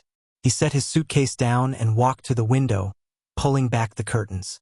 Outside, the town's dim streetlights flickered through the mist, but beyond that, there was only darkness. Brushing off his unease, Ethan changed into his nightclothes and climbed into bed. The mattress was firm but comfortable, the blankets warm. He exhaled deeply, willing himself to relax. It was just another hotel. Nothing was going to happen. He drifted off to sleep. A sudden chill jerked him awake. The room was dark except for the faint glow of the streetlights filtering through the curtains. The air was thick and unnaturally heavy, pressing down on him like a suffocating blanket. His breath fogged slightly in the air, as if the temperature had plummeted in an instant. A sharp contrast to the warmth he remembered before falling asleep. Something wasn't right. The silence wasn't normal. It wasn't the peaceful quiet of a hotel at night. It was something else entirely. A void. The kind of silence that wasn't just the absence of sound but the suppression of it, like the entire world had stopped breathing. Even the faint hum of the air conditioner had vanished. Then, out of the corner of his eye, he noticed the mirror. At first, it was subtle, just a trick of the dim light. The reflection seemed off, like the room wasn't quite the same as the one he was in. His stomach tightened. He squinted, trying to make sense of what he was seeing. The bed was there, the desk, the lamp, but something else was, too. A woman. She stood in the mirror, barely visible in the murky glow. Long, damp strands of hair clung to her face, her features half hidden in the shadows. Her skin was pale, deathly pale, as if all the life had been drained from her body. But it was her eyes that made Ethan's blood run cold. Dark, sunken, hollow, and locked onto him. Ethan tried to move, to sit up, to scream, to do anything, but his body refused to obey. His chest rose and fell in ragged, shallow gasps. His limbs frozen as if he had been buried beneath an unseen weight. His heart pounded against his ribs, every beat a drum of sheer terror. The woman in the mirror took a slow, shuddering breath. Her lips parted. No sound came, just a silence so deep it rang in his ears. Then a whisper, "Get out." The sound slithered through the air, a breathless, rasping murmur that sent a jagged chill down his spine. His paralysis shattered. Ethan gasped awake again, this time bolting upright. His heart pounded in his chest, a hammering rhythm that echoed in his ears. Sweat clung to his skin, his shirt damp from sheer panic. His breathing was shallow, uneven, like he had run miles without stopping. The room was silent. The mirror was normal. No woman, no dark, sunken eyes, no whispering voice. But then his breath caught. His stomach lurched. There, on the cold glass, was a single handprint. On the inside, his mind raced. His pulse thundered. Every nerve in his body screamed at him to run. But he didn't. He couldn't. His rational mind clawed for answers. Had he been dreaming? Sleep paralysis? No, this was real. Too real. Slowly, hesitantly, he swung his legs over the bed, his bare feet meeting the icy floor. The chill seeped into his skin, crawling up his spine like a phantom touch. His reflection stared back at him, his own face pale and drawn, his eyes wide with fear. But the handprint, it was distinct, small, almost delicate, yet smeared, as if someone had pressed their fingers against the surface in desperation before slipping away. Ethan's breath came in shallow, uneven gulps. His pulse roared in his ears. He took a hesitant step forward, then another. His fingers hovered just above the mark. The air was colder here, a bone-deep chill that made his skin prickle with unease. The temperature wasn't just lower, it felt unnatural, the kind of cold that didn't come from a draft or an open window. Then, as he watched, the handprint began to fade. Not like condensation drying up, but as if something or someone was wiping it away. From the other side, Ethan stumbled back, his breath hitching in his throat. His stomach twisted into knots. His mouth was dry, his tongue heavy like sandpaper. This wasn't his mind playing tricks. This wasn't some illusion. This was real. He turned sharply, his eyes scanning the room, his senses on high alert. The air felt heavier now, suffocating, thick with something unseen. Every shadow seemed deeper, darker. The dim glow of the streetlights outside barely cut through the oppressive blackness pressing against the windows. His suitcase sat untouched by the door. The window was still closed. A gust of wind rattled the walls. Except, the windows were shut. There was no draft. His pulse quickened. Something was here, watching, waiting. He swallowed hard, forcing a nervous laugh. It's just my mind playing tricks. The lamp flickered. Then the whisper returned. Only this time it was right behind him. Get out. The voice was closer. Too close. So close he could feel the ice-cold breath on the back of his neck. A rush of freezing air swept through the room, and the lights died, plunging everything into complete darkness. Ethan didn't hesitate this time. He lunged for his suitcase, yanking it off the floor, his fingers fumbling with the lock. His breath came in rapid, uneven gasps. The whispering turned into a low, distorted hum, growing louder. Something moved in the darkness. A shadow, flickering, shifting, crawling along the walls, stretching toward him. The door. He needed to get to the door. His trembling hands grasped the key. He twisted the knob. It wouldn't budge. It was locked. From the inside, his breath came in sharp, panicked bursts. He banged on the door, his voice raw and desperate. Help! Let me out! No answer. No footsteps. Just silence. Then the whisper returned, right against his ear. You should have listened. His blood ran cold. Something moved behind him. Presence. A shape in the dark. He could feel it, tall, looming, hungry. Ice-cold fingers wrapped around his throat. The touch sent a violent shudder through his body. The grip tightened. Cold. Unforgiving. Stronger than anything human. Ethan tried to scream, but no sound came. His vision blurred. His lungs burned. The shadows swallowed him whole. The next morning, room 306 was empty. The bed was made. The suitcase was gone. And in the mirror, a single handprint remained, pressed against the glass, waiting for the next guest. A week later, the receptionist checked in another guest. Another skeptic. Another name in the register. The key to room 306 was handed over. The cycle began again. The forest was eerily silent. Not the peaceful kind of silence, but the heavy, unnatural quiet that made every breath sound too loud. The kind of silence that made the hairs on the back of your neck stand up. Jake adjusted the straps of his backpack and glanced over his shoulder. The sun was setting behind the trees, bleeding orange and purple into the sky. He had been hiking for most of the day, and his legs ached with exhaustion. But there was something else gnawing at him, a feeling, like he was being watched. He shook it off and focused on setting up camp. The clearing he had chosen was perfect, just enough space for his tent, surrounded by towering pines that swayed gently in the evening breeze. He had always loved the solitude of camping alone, away from the noise of the city. No distractions, just him and the wilderness. But as he unrolled his sleeping bag, that feeling returned. Stronger. Jake slowly turned, scanning the tree line. The woods were dense, shadows stretching long and jagged across the forest floor. The wind rustled through the leaves, but there was no movement beyond that. Still, he couldn't shake the unease creeping into his chest. He forced a chuckle. "Relax, man. It's just your imagination." But even as he said it, the feeling lingered. The fire crackled, sending flickering light across the clearing. Jake sat cross-legged near the flames, his knife resting beside him. He wasn't scared, just cautious. He sipped from his water bottle and let his mind drift. The night was quiet, the kind of quiet he should have found calming. But instead, it set his nerves on edge. Then he heard it. A snap. A branch breaking somewhere in the trees. Jake froze, his grip tightening around the handle of his knife. He held his breath, ears straining against the silence. Nothing. Probably just an animal. He exhaled slowly and forced himself to relax.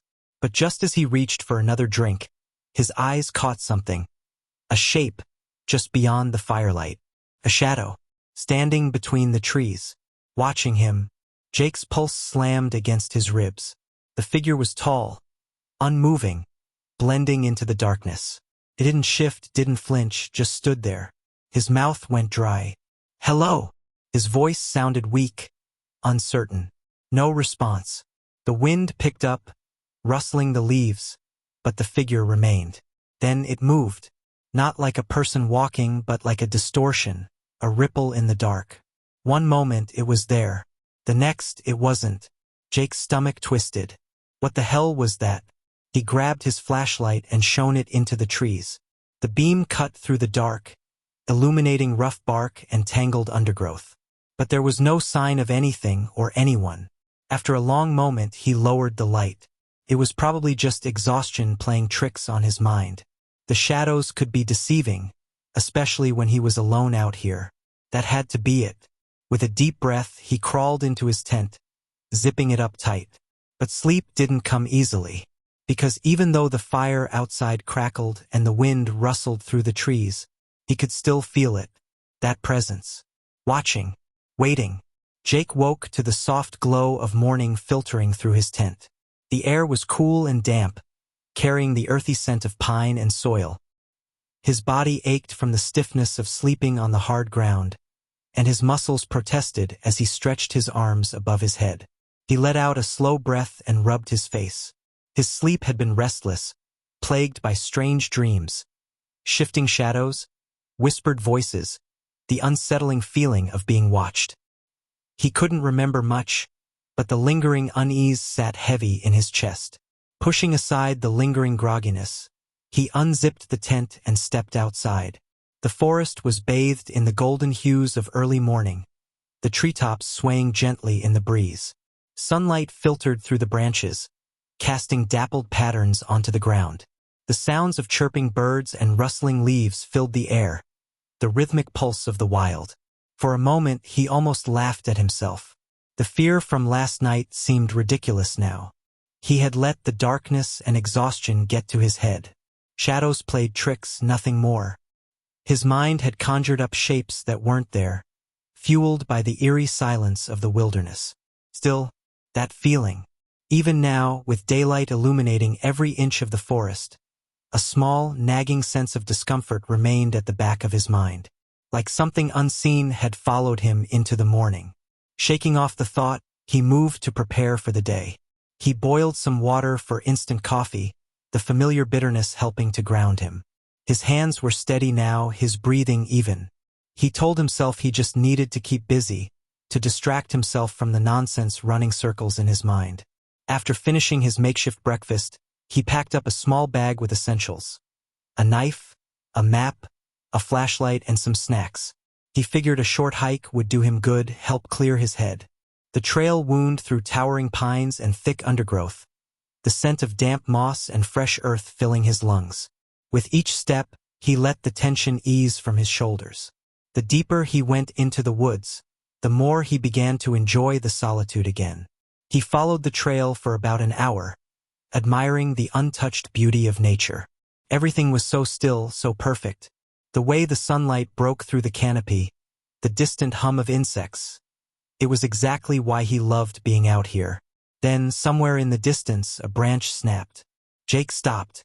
His heartbeat thudded against his ribs as he turned, scanning the dense forest behind him. Silence. Nothing moved. Probably just an animal, he told himself. A deer, maybe. Still, the feeling returned. That same feeling. The same one he had last night. The sensation of eyes on his back. His throat tightened. He swallowed hard and forced his feet to keep moving. By the time he returned to his campsite, the sun was already dipping behind the trees, the golden light fading into deep orange and purple hues. The air had cooled significantly, the first hints of evening settling in. Jake exhaled, relieved to be back. The familiar sight of his tent and fire pit made him feel grounded again. Safe. But then, something was wrong. His tent was open. Not just slightly unzipped, but wide open. The entrance flapped gently in the evening breeze, the fabric swaying as if something, or someone, had been inside. Jake's stomach dropped. Had he forgotten to close it? No. He was sure he had zipped it shut before leaving. A sharp chill ran down his spine. His eyes scanned the clearing, every muscle in his body tensed. The forest around him remained still. The wind whispered through the leaves, but there was no sign of movement, no sign of anyone. Taking slow, deliberate steps, he approached the tent. His fingers tightened around the knife on his belt. He hesitated for a moment before crouching down and peering inside. Everything was exactly as he had left it. His sleeping bag was still neatly rolled. His backpack leaned against the side of the tent, untouched. His supplies were in place. Nothing had been taken, nothing had been disturbed. But something still felt off. The air inside the tent felt wrong, charged. Almost like an unseen presence still lingered. Like the space had been occupied by something that had just left. Jake swallowed hard and slowly backed out of the tent, standing upright. He scanned the ground for footprints, searching for any sign that someone had been there. Nothing. No footprints. No broken twigs. No disturbed dirt. It didn't make sense. His breathing grew shallow as the unease tightened in his chest. If no one had been here, why did it feel like they had? He spun around suddenly, scanning the tree line. The forest had darkened with the fading light, the shadows stretching long and jagged across the ground. The trees stood tall and unmoving, their silhouettes stark against the deepening sky. And yet, for a split second, he thought he saw movement. A shape tall, thin, standing just beyond the trees. His breath hitched. He blinked, and it was gone. Just the trees. Just the shadows. A shiver crawled down his spine. Had he imagined it? He let out a shaky breath and rubbed his face. No, it was nothing. Just the dimming light playing tricks on his eyes. He was letting his nerves get the better of him again. With an unsteady exhale, he walked over to his tent and zipped it shut tight this time, double-checking that it was secure. Then, trying to shake off the feeling, he gathered some firewood and set up his campfire. The flames flickered to life, casting a warm glow across the clearing. But even as he sat by the fire, staring into the crackling embers, he couldn't ignore the sensation crawling up his spine. The woods felt different now, darker, closer. The wind had died down, and the sounds of the forest seemed more distant.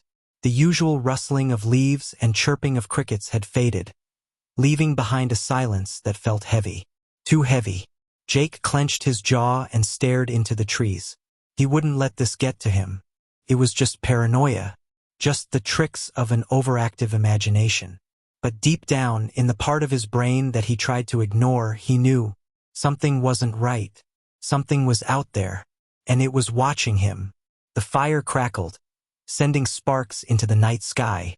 Jake sat with his knife in hand, his flashlight resting beside him. The feeling was back, stronger than before, the kind of feeling that made his muscles tense and his heartbeat quicken. Then it happened again. A sound. A whisper of movement in the trees. His grip tightened around the knife. Not an animal. Not the wind. Something else. He turned his flashlight toward the woods.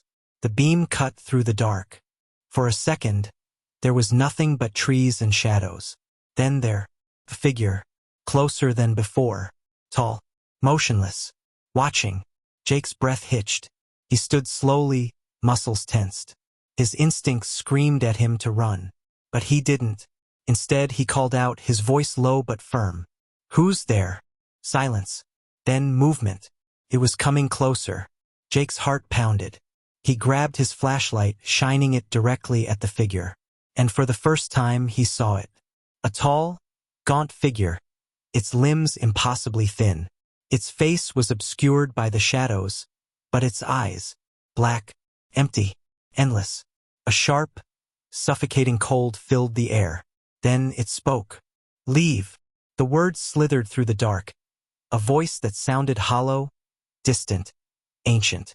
Jake stumbled back, his flashlight shaking.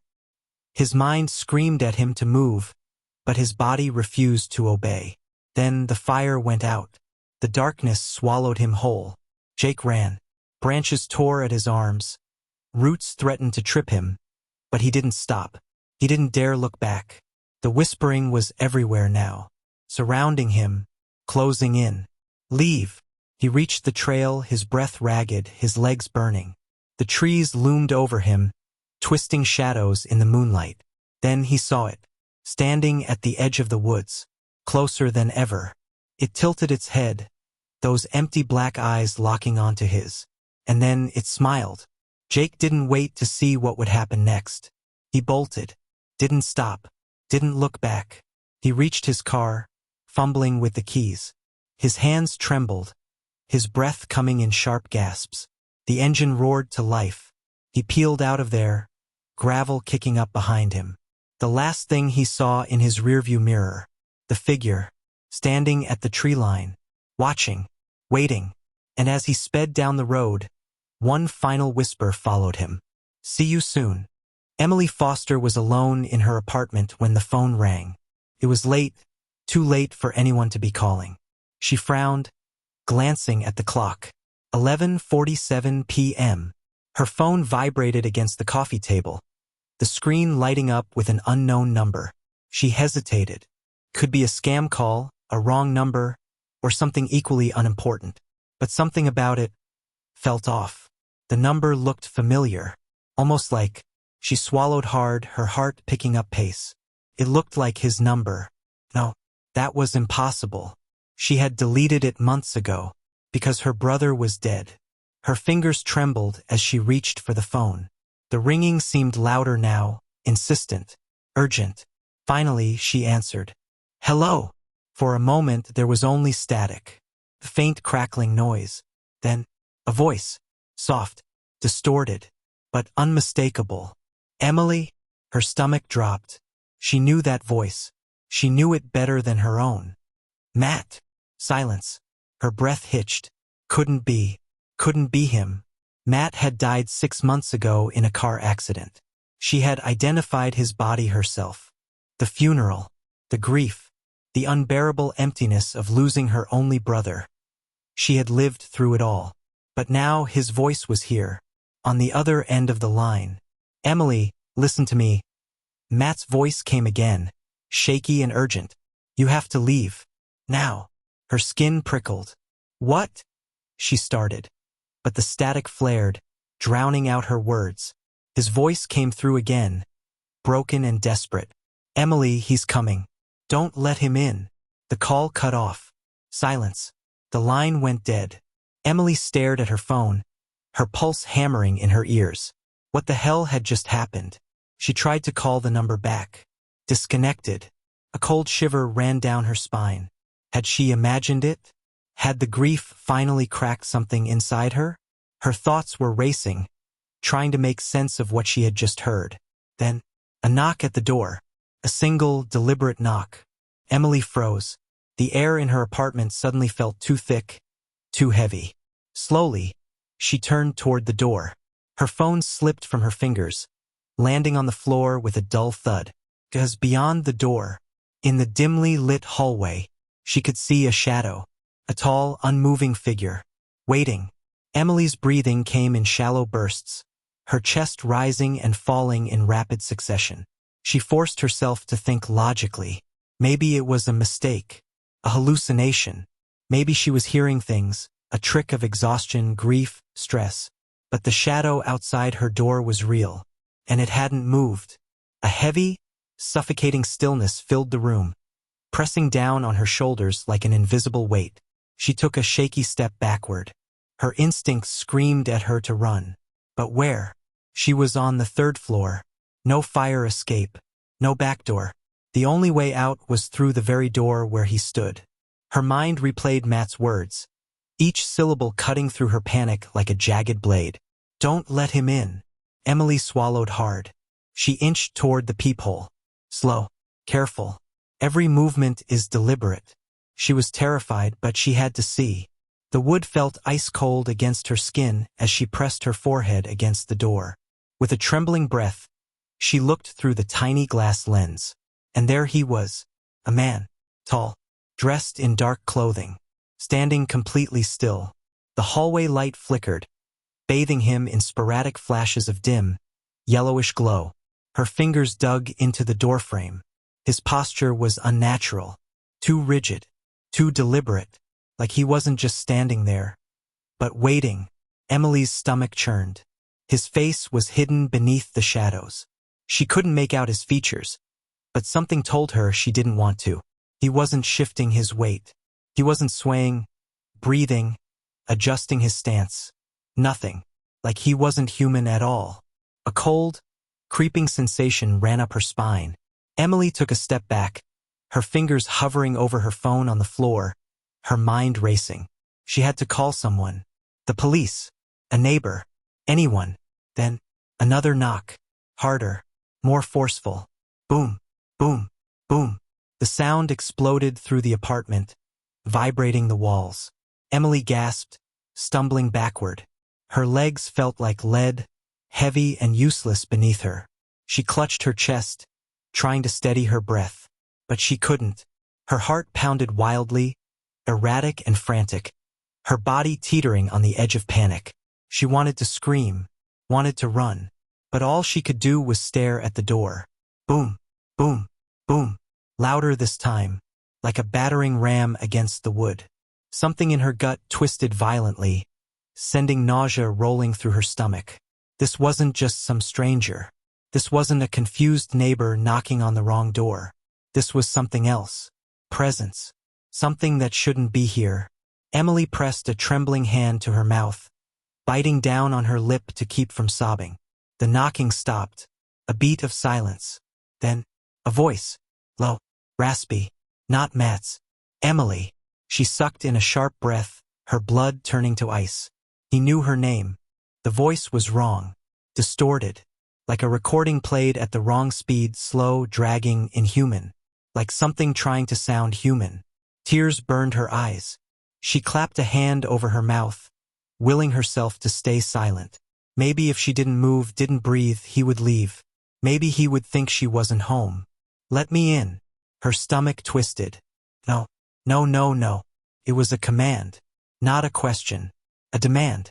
The doorknob rattled violently, twisting, jerking, wrenching back and forth with unnatural force. The lock was held. For now. Emily stumbled back, gripping her phone so tightly her knuckles turned white. She had to get out. Now. She scrambled to unlock her phone, but her fingers were slick with sweat, shaking too badly to type 911. Dial 911. But before she could press the call button, the knocking stopped. Silence. Her ears rang from the absence of sound. Her heart pounded in her throat. Was he gone? She strained to hear. Nothing. Then, a whisper. So close. Too close. It was coming from inside the apartment. Don't turn around. She spun anyway, and nothing was there. But the moment she did, the knocking resumed. Louder. More violent. More desperate. Her body moved before her brain caught up. She bolted for her bedroom, slamming the door shut and locking it. She grabbed her phone and, with trembling hands, finally managed to dial 911. A woman's voice answered, calm and collected. 911. What's your emergency? Emily sucked in a shaky breath. Someone is trying to break into my apartment. The operator asked for her address. Emily whispered it as quietly as she could. Stay on the line with me, the operator said. Officers are on their way. Another knock. But this time it came from inside the apartment. Emily's breath caught. Her eyes darted to the closet. The bathroom. The dark corners of her room. No, that wasn't possible. The voice from the other side of the door spoke again. Emily, open the door. Matt's voice. But it wasn't him. Tears spilled down her cheeks. No, no, no. Please hurry, she whispered into the phone. The knocking grew more intense, more frantic. Then it stopped. A beat of silence. And then, the sound of footsteps, moving away. Emily held her breath, straining to hear. The apartment grew eerily silent. Minutes passed. Then the sound of sirens. Red and blue lights flashed through her window. She barely heard the officers knocking at the door. Somehow, she managed to unlock it, throwing herself into the hallway as soon as they entered. They searched the apartment. No sign of forced entry. No footprints. No one there. The call records on her phone? No trace of Matt's number. It was as if none of it had ever happened. The officers stayed with her for a while, their calm voices attempting to soothe her frayed nerves. Ma'am, I promise your door was locked when we arrived. One of them said, his voice steady, professional. Emily nodded absently, barely hearing him. Safe. They kept saying she was safe. That it was probably stress, exhaustion, grief playing tricks on her mind. Maybe they were right. Maybe she had imagined the voice, the whispers. Maybe she had imagined the way the air in her apartment had felt charged, thick, suffocating. But deep down, she knew the truth. Something had been here, and something was still watching. As the officers prepared to leave, one of them lingered by the doorway. Ma'am, he said, his brow furrowed. Are you absolutely sure you didn't let anyone in? Emily's stomach turned. Her lips parted, but no sound came out. Why would he ask that? Something in his tone made her skin crawl. Why? She managed to whisper. The officer hesitated, then took a small step aside. And that's when she saw it. Her breath hitched. Carved into the wood of her front door. Deep, jagged letters that hadn't been there before. A message. See you soon. The room seemed to tilt. The floor felt unsteady beneath her feet. Her throat closed up, her pulse hammering in her ears. She could still feel it. That presence. That wrongness. Like something was still there, lurking just out of sight, waiting. The officer said something else, but Emily didn't hear him. She couldn't move, couldn't breathe. Her vision tunneled, narrowing in on the words, the sharp, uneven cuts in the wood. Someone had done this. Something had done this. Somewhere, in the distance, a phone rang. Shrill. Piercing. Emily flinched. Her phone was still on the table, screen dark. The ringing wasn't coming from her apartment. It was coming from somewhere else. It rang. And rang. The officers didn't seem to notice. She swallowed hard, her fingers curling into fists. The phone kept ringing. Her mind screamed at her to answer. But this time, she didn't. The night air was crisp, carrying the scent of damp earth, rotting leaves, and something metallic. Something Jason couldn't quite place. The towering silhouette of Black Hollow Asylum loomed against the moonlit sky, its jagged roof cutting into the darkness like a row of broken teeth. The structure had been abandoned for decades, Yet it stood defiant against time, its presence heavy, almost suffocating. The asylum's windows were shattered, their broken edges catching the faint glow of the moon like shards of glass in an open wound. Vines twisted up the crumbling brickwork, clawing at the structure as if trying to drag it back into the earth. The building itself seemed to breathe, the cool night air whistling through its hollow corridors, creating an eerie, whispering sound that sent shivers down Jason's spine. The heavy iron gates groaned as Jason pushed them open, their rusted hinges shrieking like something alive. A chill ran down his back. He told himself it was just the cold, but deep down he knew better. Something was watching them. "This place is cursed," Jason muttered, tightening his grip on the camera. His voice sounded small against the vast emptiness that surrounded them. Emily rolled her eyes, adjusting the strap of her backpack. "Every haunted place is cursed. That's why we're here." Max, their sound technician, let out a nervous chuckle, though it lacked any real humor. His fingers fidgeted with the EVP recorder in his hands, knuckles white. "Yeah, but most haunted places don't have a documented history of 37 patient deaths, a missing doctor, and an entire wing that burned down mysteriously." Jason exhaled, his breath visible in the cold night air. "Look, we've been to a lot of places. This is no different. We go in, we set up, and we record. If we get something, great. If not, we move on."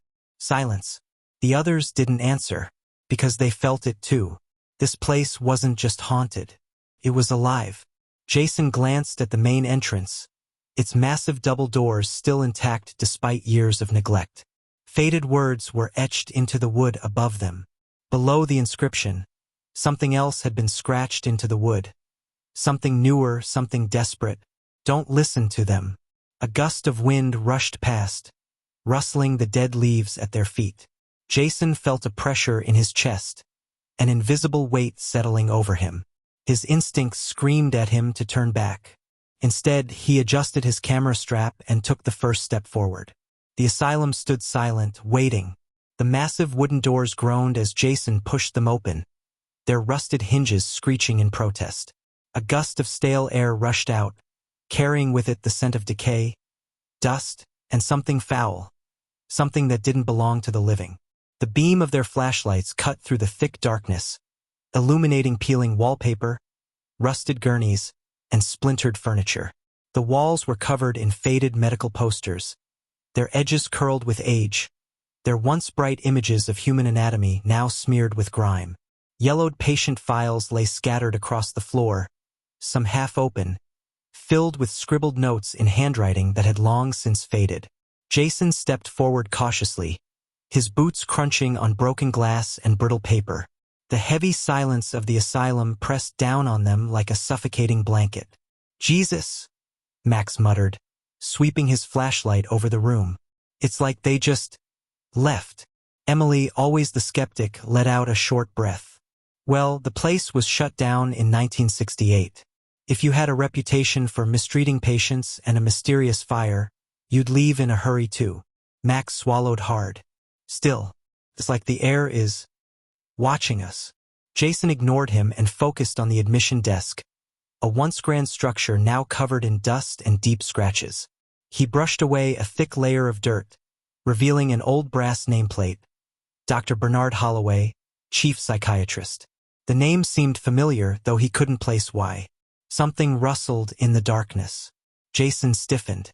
The sound had come from the long hallway ahead, where the patient rooms were. The others heard it too. Emily met his gaze, her flashlight trembling slightly. That wasn't the wind. Jason's grip tightened around the camera. "Let's set up."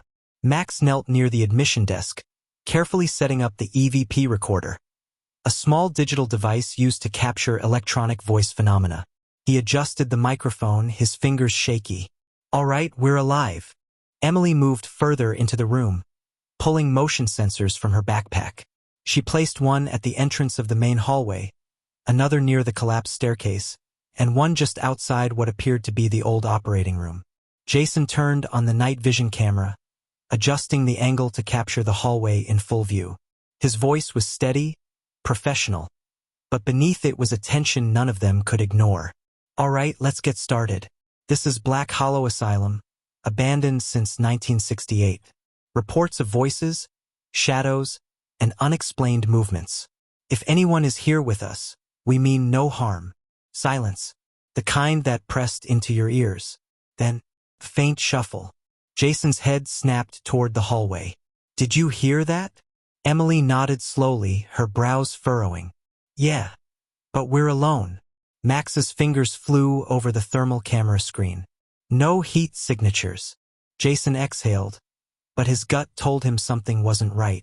The air was heavy now, thick with something invisible, something that felt like it was watching. And then, the EVP recorder crackled. A voice, faint, distant, a single word drawn out in a whisper. Stay. The asylum had spoken. An hour passed. The team moved deeper inside, their nerves growing taut. Max played back the first EVP recording. The static crackled. Then, a whisper, a voice that hadn't been there before. Help me. Max's blood ran cold. He rewound the audio, amplifying the sound. The whisper was clearer now. Please, help me. Emily shuddered. That's a voice. A real voice. Jason, ever the skeptic, crossed his arms. Could be radio interference. Max shook his head. No way. This is direct. Something is here. Emily turned to the darkness stretching beyond their flashlights. Then let's find them. They walked deeper into the asylum. The air grew colder. Their breath fogged. The walls, once sterile white, were now stained with time or something else. Jason stopped at an old restraint room, where violent patients had been strapped to their beds. The leather straps still hung loose. The walls were covered in deep scratches. And then, bang, a door slammed down the hall. Max spun around. That wasn't the wind. They ran toward the noise, hearts pounding. The hallway was empty. Jason checked the camera. Nothing moved. Emily turned, her flashlight flickering. Guys! Her voice trembled. At the end of the hallway, a shadow moved. Not fast, not sudden, slow, deliberate, watching. And then, a sound that made their blood freeze. A scream. It wasn't human. Came from everywhere. Jason's flashlight died. Emily gasped as the air turned ice cold. Max dropped the recorder. The asylum was awake. Run! Jason shouted. Their footsteps pounded against the decayed floor, echoing through the empty halls. The darkness behind them felt alive, creeping closer with every frantic step. The hallway stretched endlessly, twisting, shifting. The flickering emergency lights above them seemed dimmer now, as if being swallowed by something unseen. Doors lined both sides of the corridor, some hanging ajar, others shut tight. They should have led to patient rooms. Instead, they led to nothing. Behind one door, a pitch-black void, as if the room had never existed. Behind another, an identical copy of the same hallway they were running through. Behind a third, a reflection of themselves, but the figures inside didn't move. Emily grabbed Jason's arm, her nails digging into his skin. This isn't right. The layout, it's changing. Jason swallowed, forcing his mind to stay focused. This place was warping reality. Max gasped, struggling to keep up. He fumbled with his camera and EVP recorder, his hands shaking. No signal. No readings. We're trapped. Jason's pulse thundered in his ears. He forced his legs to move faster, his only thought. Get out. Then, they stopped. The hallway ended abruptly, forcing them to a halt. A single door loomed in front of them. Jason's breath caught in his throat. Ward C, the wing that had burned to the ground in 1968. But here it was, intact. The charred remnants of its past were still present. Blackened walls, the lingering scent of smoke and ash, the faint outline of scorch marks on the ceiling. Max's voice was barely a whisper. This place shouldn't exist. Jason lifted a trembling hand and pressed it against the old wooden door. It was warm. His heart pounded. Then footsteps, heavy, slow, coming closer. A deep, dragging sound followed, like something scraping against the floor. Jason turned, his breath coming in sharp gasps. At the end of the hallway, standing in the shadows, was a figure. Not a shadow this time. A man. Or what used to be one. His skin was gray, stretched thin over sharp bones. His veins darkened like burned roots beneath the flesh. His hospital gown was scorched, blackened by fire. The fabric melted into his skin in places. But his eyes, they burned. Twin embers, glowing with an unnatural orange light, flickering like a dying flame. Emily stumbled back, clutching Jason's sleeve. "Oh my God!" Max whimpered. "What is that?" The figure took a step forward.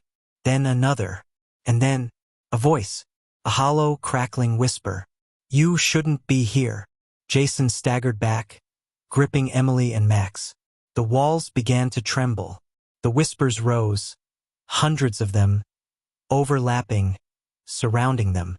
A chorus of voices, crying, begging, screaming. Jason's head pounded, his vision blurred. Emily clutched her ears, her knees buckling. "Make it stop!" Max let out a choked scream, dropping his camera as the whispers swelled into an unbearable cacophony. The figure stepped closer, his feet leaving charred footprints with each step. Jason knew if they stayed, they wouldn't leave alive. His instincts screamed at him. "Run, now." He grabbed Emily and Max. "Go!" They turned and ran. The whispers followed. Doors slammed shut behind them, one by one, as if something was herding them toward an unknown fate. The walls bent and twisted, the hallway shrinking, pulsing, as if the asylum itself was coming alive. Something was chasing them, and it wasn't human. The exit was closed. The broken front doors came into view. Jason reached them first, throwing his weight against the wood. Max stumbled. Emily grabbed him, pulling him forward. The voices screamed. Jason forced the doors open. The three of them collapsed outside. And just like that, the voices stopped. The night was silent. Max's chest heaved. He clutched his recorder, his fingers white. Emily wiped her face, realizing she was crying. Jason stood up, turning back to the asylum. It loomed quietly in the moonlight, empty, as if nothing had ever happened. But then, Max's recorder cracked. The last EVP recording played on its own. Static. Then, a voice. Clear. Unmistakable. "We'll be waiting." The storm rolled in fast, sweeping across the neighborhood with a fury that rattled windows and sent tree branches scraping against the side of the house. Thick clouds swallowed the moon, casting the streets into an unnatural darkness. The wind howled, making the old house groan as if it, too, felt the storm's weight pressing against its walls. Inside, Lucy sat curled up on the living room couch, her phone resting in one hand, a thick blanket draped over her shoulders. The glow of the TV flickered across her face, casting shadows that danced along the walls. She could hear the rain hammering against the roof, a steady rhythm that filled the silence between the occasional roars of thunder. On the floor, tucked beneath their own blankets, sat the twins, Noah and Ben. Their eyes, round and unblinking, were glued to the television screen, though Lucy wasn't sure they were actually paying attention to the cartoon playing. They sat too still, their small hands gripping the fabric of their blankets, their bodies tense. Lucy checked the time on her phone. Almost 10:30 p.m. The boys' parents had said to put them to bed by 9, but with the storm rolling in, she had decided to let them stay up a little longer. Now, though, it was late. "All right, guys," she said, stretching her arms. "It's bedtime. Let's get you tucked in." Neither of them moved. Lucy raised an eyebrow. "Did you hear me?" Noah turned his head slightly, but his gaze didn't meet hers. Instead, his eyes remained locked on something beyond her, down the hallway. Ben sucked in a shaky breath and bit his lip, his small fingers gripping his blanket even tighter. We can't sleep yet," he mumbled. Lucy frowned. "Why not?" Noah's mouth opened, but no words came out at first. He seemed to be thinking, debating whether or not to say what was on his mind. Then, in a whisper so soft Lucy almost didn't hear it, he said, "Because he told us not to." Lucy blinked, confusion flickering across her face. "What? Who told you not to?" Ben slowly lifted a trembling hand and pointed toward the hallway. Her eyes followed the direction of his finger. The hallway stretched out in front of them, long and dark, the only light coming from a small night light plugged into the wall near the boys' bedroom. At the very end of the hallway stood a closet door, slightly ajar. A chill crawled up Lucy's spine. Ben's voice was barely above a whisper when he spoke. "The man in the closet." Thunder rumbled outside. Lucy forced a smile, though her stomach twisted uncomfortably. "Guys, there's no one in your closet," she said, keeping her voice light. "It's just shadows and your imagination playing tricks on you." Ben shook his head slowly. "No, he's there. He watches us." Noah scooted closer to his brother. "He doesn't like it when we talk." The wind picked up outside, making the house shudder. A sudden gust rattled the windows, and Lucy flinched despite herself. She inhaled deeply, trying to shake the unease curling in her chest. They were just kids. Kids had wild imaginations. Still, her eyes flickered back toward the dark hallway. The closet door was open only slightly, but something about the sliver of darkness beyond it made her skin prickle. It wasn't unusual for kids to be afraid of closets, but the way the boys sat stiffly, their wide eyes filled with genuine fear, it unsettled her. Lucy sighed and stood up. "All right," she said, stretching her arms. "Let's check it out. But once we see there's nothing there, you both have to go to bed." "Got it." The twins hesitated. Noah's fingers twitched against the fabric of his blanket. Ben swallowed hard, then nodded. Lucy reached for the flashlight on the coffee table and clicked it on. The bright beam cut through the dimly lit hallway, illuminating the wooden floorboards. The boys followed behind her, their footsteps nearly silent. Each step Lucy took made the floor creak beneath her weight. The sound echoed in the quiet house, making it feel as if something else was moving along with them. They reached the closet. Lucy hesitated, her fingers hovering over the doorknob. The metal felt cool, too cool, as if the air around it had dropped in temperature. She frowned. That was strange. The rest of the house was warm. She glanced down at the twins. Noah's breath was shallow, his hands clenched into small fists. Ben bit his lip so hard it had turned white. Lucy inhaled deeply and tightened her grip on the doorknob. "All right, here we go." She swung the door open. The flashlight's beam cut through the darkness inside the closet. Empty. The space was small, lined with shelves holding old board games and shoeboxes. A few jackets hung limply from hooks, their fabric swaying slightly from the motion of the door opening. A pile of folded blankets sat in the corner. Nothing unusual. Lucy turned back to the boys, raising an eyebrow. "See? No one's here." Ben's lower lip quivered. Noah's face remained unreadable.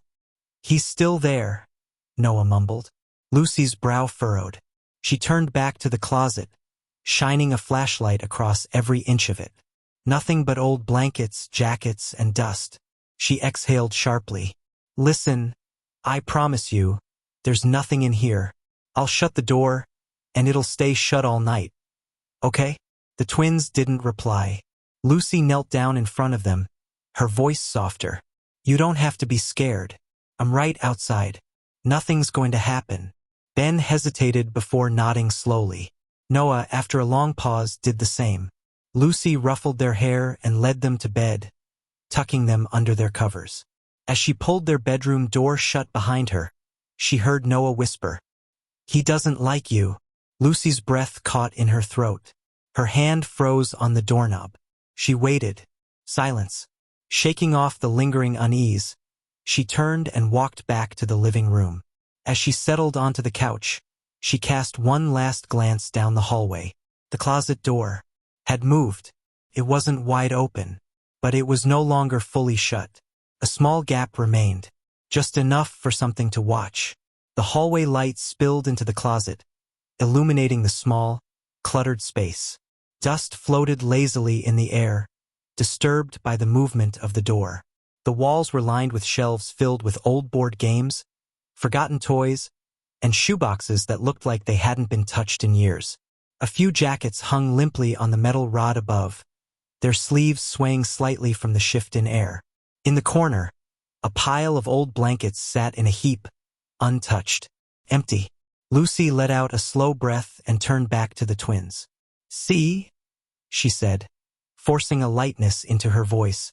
"No one's here." Noah didn't look convinced. His lips pressed into a thin line, his eyes flicking from Lucy to the closet and back again. Ben was trembling, his small hands curled into fists at his sides. Noah was the first to speak. "He's still there," he mumbled. His voice was so quiet, Lucy almost missed it over the distant rumble of thunder outside. "You just can't see him." Lucy shivered. The air inside the closet felt different, heavier, thicker. The smell of dust and fabric softener should have been familiar, comforting even, but instead, it seemed stale, stagnant, wrong. It was as if the space had been untouched for decades. Yet she knew the boy's parents had organized it just a few weeks ago. She swallowed against the unease curling in her stomach. "There's no one there," she reassured, kneeling in front of them. "Listen, I promise you, no one is in the closet. The door will stay shut, and I'll be right outside." "Okay." The twins didn't respond right away. Ben stole a nervous glance at Noah, who finally gave a slow, reluctant nod.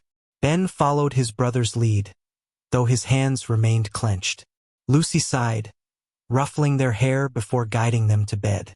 She tucked them in, smoothing the blankets over their small frames, and kissed their foreheads. They still looked uneasy, but they didn't protest further. As she stood and stepped toward the door, her fingers wrapped around the knob to pull it shut, she heard it. A whisper, so soft, so faint, she almost convinced herself she had imagined it. "He doesn't like you." She froze, her breath caught in her throat, her fingers tightening around the doorknob. Noah was staring at her, his expression blank, his eyes too wide in the dim light. The room suddenly felt colder. A gust of wind howled outside, rattling the windows. Lucy forced a small laugh, though her voice felt weak in her own ears. "I'm sure he will get over it." She closed the door gently behind her. But as she walked back down the hall, a gnawing unease clung to her, sinking deep into her bones. Lucy sat back down on the couch, pulling her blanket tightly around her. The warmth did little to stop the creeping sensation along her skin. The storm outside had worsened, rain hammering against the roof like desperate fingers clawing to get in. Wind howled through the trees, their branches scraping against the house with an eerie, rhythmic sound. She unlocked her phone and checked her messages. Nothing. Not from the boy's parents. Not from her friends. A strange, suffocating silence settled over the house. The television was still on, but the volume had lowered, the screen flickering with the last remnants of an old cartoon. It wasn't enough to drown out the unsettling quiet pressing in around her. Then, a soft creak. Her head snapped up. The sound had come from the hallway. Lucy's pulse quickened. It was probably just the house settling. Old houses did that. The wind outside was strong. It was nothing. She swallowed and turned back to her phone, tapping absent-mindedly at the screen. Then came another sound. Not wood creaking. Not the wind. A breath. Slow. Shuddering. Right outside the twins' door. Lucy sat frozen, her entire body locked in place. Her ears strained, her own breath caught in her throat. It had been faint, but she knew what she heard. Someone exhaling, low and heavy. The air in the living room suddenly felt thick, pressing against her chest. Her fingers dug into the fabric of her blanket. She turned her head, eyes locked on the dark hallway. Nothing moved. The night light near the boys' room glowed dimly, barely pushing back the shadows. The closet door, she reassured herself, was closed. Right? Lightning flashed outside, illuminating the house for a brief moment. The shadows on the walls stretched and shifted, bending unnaturally. And for a second, just a second, she thought she saw something. Tall, motionless, standing just beyond the hallway's edge. Lucy's heart pounded against her ribs. She forced herself to her feet, her legs moving before her mind could process the decision. Each step felt heavy, deliberate, as if the air around her was thickening, pushing back against her movements. Her fingers trembled as she reached for the hallway light switch. The bulb flickered. Then, darkness. The light went out. Lucy sucked in a sharp breath. The storm outside raged, lightning illuminating the house in brief flashes. For the second time, she saw something shift in the darkness. Something that hadn't been there before. Something too tall to be the twins. Her hands clenched into fists. "It's nothing," she whispered to herself. "Just shadows. Just the storm." Steeling herself, she took a cautious step forward. The floor was cold beneath her bare feet. She exhaled slowly, forcing her breath to steady. Then, a soft click echoed in the silence. Lucy's stomach dropped. Her gaze snapped to the end of the hall. The closet door. It was open. Not just a crack. Wide open. The jackets inside swayed slightly, as if something had just moved past them. The air in the hallway felt colder than before. Heavy, pressing. The shadows inside the closet stretched unnaturally, curling at the edges like fingers reaching outward. Lucy's breath hitched in her throat. A whisper slithered through the dark. Low. Hoarse. Not a child's voice. Not yet. Lucy stumbled back, her hand slapping against the wall as she gasped. The words had been right beside her, near her ear, but the hallway was empty. She turned sharply, expecting what? A figure? A shadow? Something to confirm the icy dread coiling in her gut? There was nothing. The closet door remained open, its darkness yawning, waiting.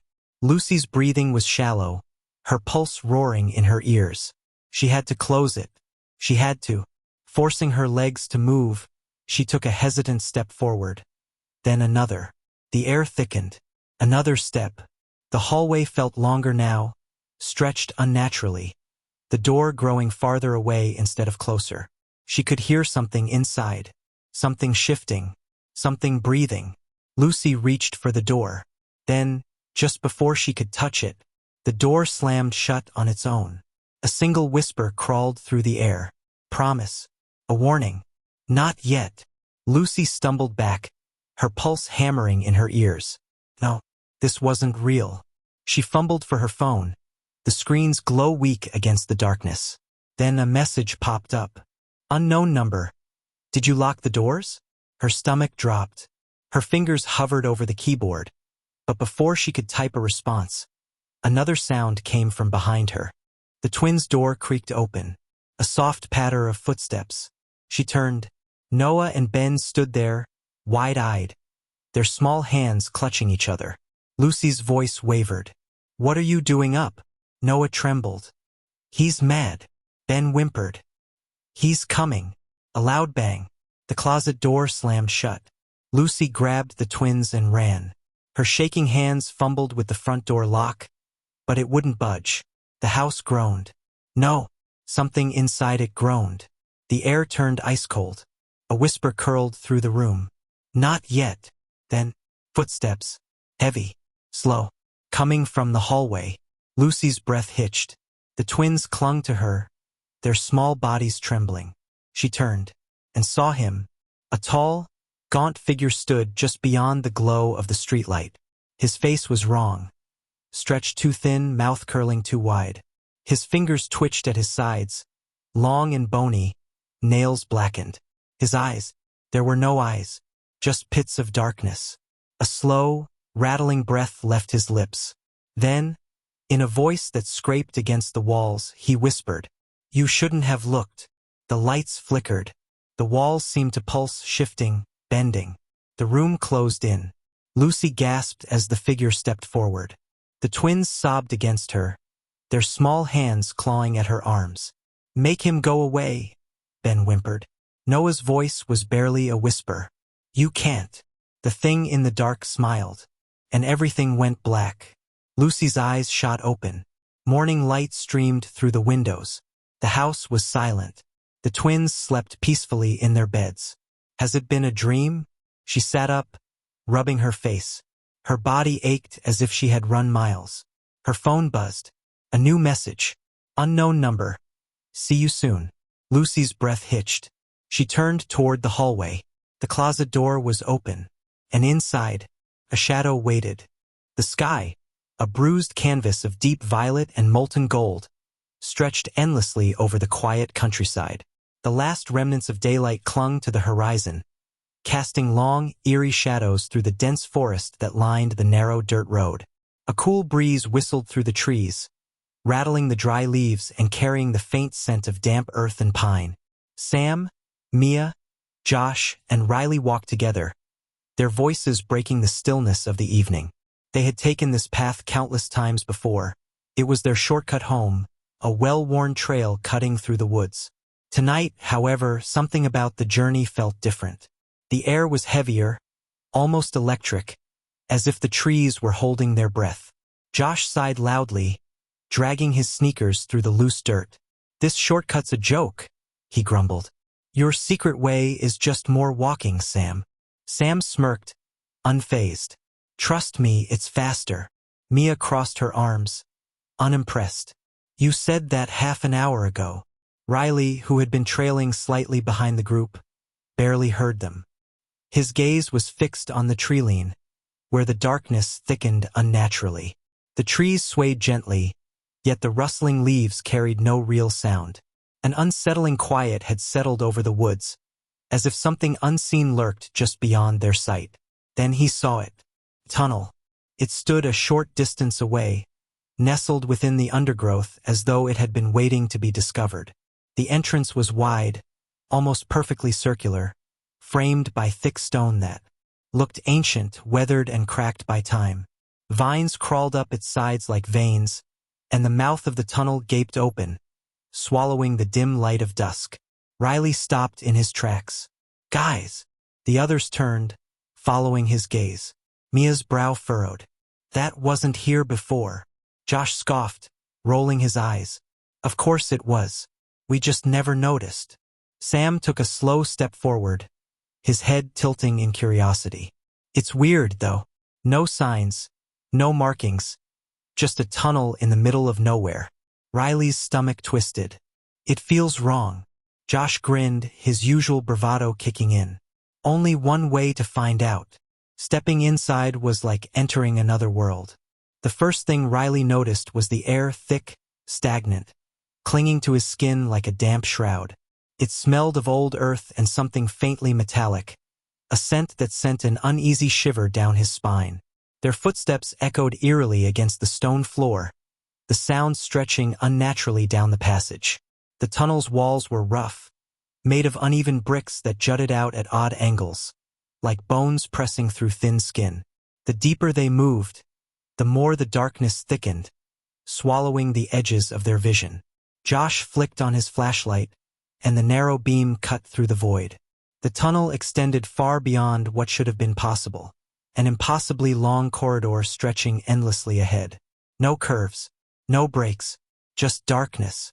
"This is awesome," Sam whispered, his voice barely above a breath. Mia shivered, rubbing her arms. "It's colder here." Riley hesitated before reaching out to touch the wall. It was dry, too dry for a place that felt so damp. He swallowed hard. Something's not right. Josh, oblivious to the growing tension, walked ahead with an easy confidence. He whistled, the sound bouncing around them before twisting into something unnatural. Distorted, stretched, warped. Mia flinched. "Let's not go too far." Josh smirked. Scared. Mia scowled but didn't answer. Then, a whisper. Soft, almost a sigh. They all froze. Riley's breath caught in his throat. "Did you hear that?" No one answered. Josh lifted his flashlight, sweeping the beam ahead. The tunnel remained the same, endless, empty, wrong. The silence pressed against them, heavier now. Mia grabbed Sam's sleeve. "We should go back." Josh chuckled, but there was a nervous edge to it. "Come on, it's just a tunnel. Probably just the wind." Riley wasn't convinced. His heartbeat pounded in his ears. Then, something moved. At the very edge of the flashlight's reach, just beyond the visible light, stood a figure. Still, watching. For a moment, none of them moved. The figure stood motionless, a silhouette barely distinguishable from the darkness itself. It had no features, no details, just a vague, human-like outline that seemed to pulse with the shifting shadows. Riley tried to speak, but his voice stuck in his throat. The flashlight flickered. The figure was gone. "Did you see that?" Riley rasped, his skin crawling. Mia clutched his arm, her grip ice-cold. "See what?" Josh swung the flashlight wildly. "Dude, there's nothing there." But Riley knew what he had seen. A gust of air brushed past them, carrying a stronger wave of that strange, metallic scent. The tunnel suddenly felt too small, as if the walls were pressing inward. Mia took a shaky step back. "We're leaving." Sam nodded. "Yeah, let's go." Josh sighed but didn't argue. "Fine, whatever." They turned and stopped. The exit was gone. The tunnel stretched behind them, just as endlessly as it had ahead. Mia's breathing turned shallow. No, we didn't walk that far." Josh tightened his jaw. "We must have taken a turn." Riley shook his head. "There weren't any turns." Silence. Then, a whisper. "Close. Too close." Mia spun around, eyes wide. "Who said that?" Nobody answered. Josh's knuckles whitened around the flashlight. "We keep moving. One direction." They walked faster, their footsteps an unnatural echo in the too quiet space. Riley's skin prickled with every step. The air thickened, pressing against them like unseen hands. Then, Josh stopped. "What is it?" Mia whispered. Josh lifted his flashlight. Another tunnel had appeared, branching off to the right. Riley's stomach twisted. "That wasn't there before." Mia grabbed his sleeve. "I don't like this." Neither did he. Josh, however, grinned. "We gotta check it out." Riley grabbed his arm. "No, we don't." Josh yanked free. "Come on." What's the worst that could happen? The tunnel waited. Black, silent, and breathing. Something in the darkness shifted. Mia took a step back. "We go back. Now." Josh turned toward her, rolling his eyes. Then the light flickered, and the walls moved. Not a trick of the eyes. Not an illusion. The bricks rippled like water. The tunnel exhaled. Then the lights went out. Mia screamed. Riley grabbed blindly, but there was nothing. Only space where his friends had been. A rush of cold air swept through him, stealing the breath from his lungs. The darkness was alive, curling around him like fingers. A whisper in his ear. "Lo." Amused. "Run." He did. Or at least he thought he did. Because when the light returned, Josh was gone. The second tunnel was narrower, colder. Their footsteps barely echoed now, swallowed by the thick silence pressing in on all sides. The walls were damp, and the air had a strange metallic scent, like rust or blood. Mia's hand trembled in Riley's. "Josh, slow down." Josh didn't. He was ahead now, his flashlight bouncing off the slick stone walls. His steps were eager, careless. The deeper they went, the heavier the air became, pressing down on their chests like an unseen weight. Then, a sound. Faint. A slow, dragging noise, like something heavy being pulled across the ground. Josh stopped. The flashlight flickered again. Then I went out. Darkness swallowed them whole. Mia gasped. Riley fumbled for his phone, his fingers shaking. "Josh!" Silence. Then a single sound. A footstep. Not theirs. Sam cursed under his breath. "Turn the light back on." Josh's voice came, shaky now. I'm trying." His breaths were shallow, uneven. Then, a breath. Right behind them. Soft. Slow. Mia screamed. Light flared back on. Josh was alone. Sam's voice cracked. "Where's Riley?" The tunnel was empty. No Riley. No footsteps. Just silence. Mia's breathing came fast, ragged. "He was right here." Her voice was barely above a whisper, but it echoed down the passage, stretching unnaturally into the darkness. Josh swallowed hard. Maybe he ran back? Mia shook her head violently. Riley wouldn't just. Then something new. A door. Old. Wooden. Standing in the wall where there had been nothing before. The wood was cracked and warped with age, its surface covered in deep scratches, as if something had tried to claw its way in. Or out. Josh raised his flashlight. Scratched into the surface, barely visible, were words. Do not open. Mia's voice trembled. We have to. Josh hesitated, his fingers tightening around the flashlight. Sam shook his head. This is a bad idea. But Mia was already stepping forward. Slowly, she reached for the handle. The brass knob was ice-cold under her fingers. She turned it. The door creaked open. Beyond it, darkness, deep, endless. A black void that seemed to pull at them, swallowing the dim glow of their flashlight. And then, a figure, tall, still, watching, Riley. Except, his eyes were wrong. Wide, unblinking, too dark. They didn't reflect the light. They absorbed it. Mia's breath caught. She stepped back, her pulse hammering in her ears. That's not him. Riley smiled. Not with his lips. With his teeth. Too many teeth. The door slammed shut. Riley was gone. Mia choked on a sob. Josh stumbled back, dragging Sam with him. The tunnel trembled. The air vibrated, an unnatural hum filling the space. Then, everything went black. Sunlight. Warm. Soft. Mia gasped, her eyes flying open. She was lying on her back, staring up at the sky. The trees swayed overhead, their leaves rustling in the breeze. The dirt road stretched behind them, untouched. Josh groaned, rubbing his head. What the hell just happened? His voice was thick with confusion. Sam sat up beside him, eyes wild. Where's Riley? They turned. The tunnel was gone. No entrance. No stone archway. Just trees and silence. Mia's hands shook. No. No, no, no. She scrambled to her feet, spinning in circles, searching, calling his name. Nothing. Josh paled. He was right there. He. Sam grabbed his arm, his voice urgent. We need to go. Mia's breath came in shudders. We can't just leave. Josh's voice was hollow. We already did. The wind shifted. A whisper. Soft. Familiar. Riley's voice. I never left. The old estate sail had an eerie feel, as if the air itself carried whispers of the past. Dust swirled, lazily in the dim afternoon light, settling over forgotten furniture, yellowed books, and rusted trinkets. The scent of age lingered, old wood, faded paper, and something deeper, something like damp earth after a storm. People moved through the cluttered rooms in hushed voices, their fingers brushing over the remnants of a life once lived. A cracked porcelain doll lay abandoned on a wooden chair, its glassy eyes staring at nothing. A grandfather clock, its hands frozen at an unknown hour, stood against the far wall, its silence unsettling. Suri wasn't looking for anything in particular.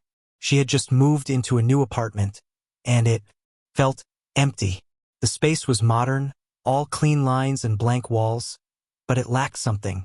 Something with character, with a past. She had come here hoping to find a piece that would make the apartment feel more like home. As she wandered through the sale, her gaze skimming over faded paintings and tarnished silverware, something caught her eye. A mirror. It stood alone against the back wall, partially hidden behind an old wooden wardrobe, as if someone had tried to push it out of sight. Suri stepped closer. The mirror was tall, nearly as tall as she was, with a thick wooden frame covered in strange, twisting carvings. The patterns looked like vines curling and wrapping around the edges, but as she examined them, they seemed almost alive, shifting ever so slightly in the dim light. The glass itself was oddly perfect. Not a single scratch, no dust, no smudges. It looked as though someone had just polished it, yet the air around it smelled old, like damp wood and faded perfume. Suri reached out and ran her fingers along the carved wood. Ice cold. A shiver ran up her arm. She pulled her hand back, flexing her fingers. It was just a mirror. An old one, yes, but nothing more than that. How much for this? She asked, turning to the old woman sitting behind the cash table. The woman, who had been counting change, looked up. Her face, lined with deep wrinkles, tensed the moment her gaze fell upon the mirror. Her fingers tightened around the bills in her hand, as if the sight of it had unsettled her. That mirror, she hesitated, her voice barely above a whisper. Suri waited. 50, the woman finally said. Suri blinked. 50? That's it. Something this beautiful had to be worth more. Even in its old-fashioned design, it had a timeless elegance. The craftsmanship alone should have made it expensive. The woman nodded, her expression unreadable. Take it, she said quickly. Something in her voice made Suri pause.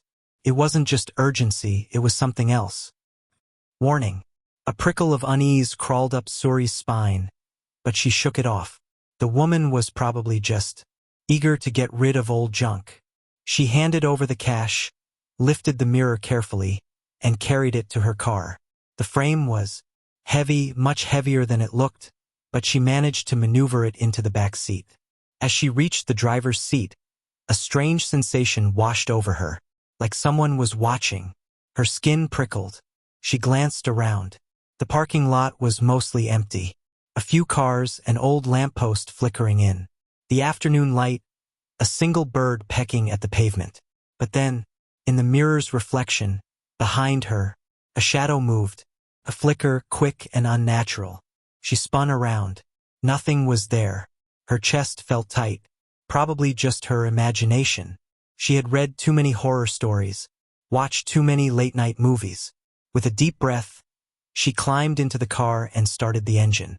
She didn't notice the old woman still watching her from the porch, her lips pressed into a thin line, her fingers curling into the fabric of her skirt. And she didn't hear the whisper that slipped past the woman's lips. Poor girl. Suri carried the mirror into her apartment, her arms aching from the effort. The weight of it was surprising. It felt heavier now than it had at the sale, as if it had absorbed something along the way. She set it against the far wall in the living room, where the sunlight from the window hit it perfectly. The glass caught the light in an almost unnatural way, as if it were drinking it in rather than reflecting it. She stepped back, tilting her head.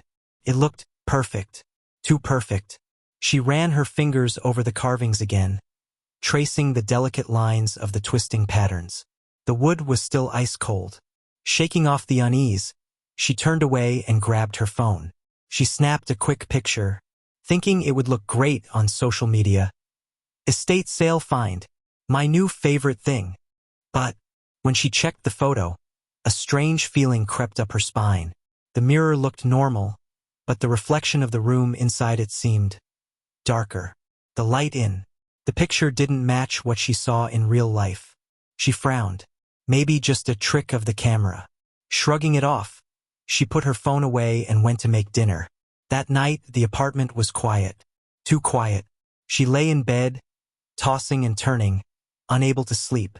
The silence pressed against her ears, heavy and unnatural. Usually, she could hear distant city sounds. Cars passing, people talking, the occasional siren, but tonight, there was nothing. As if the whole world had gone still.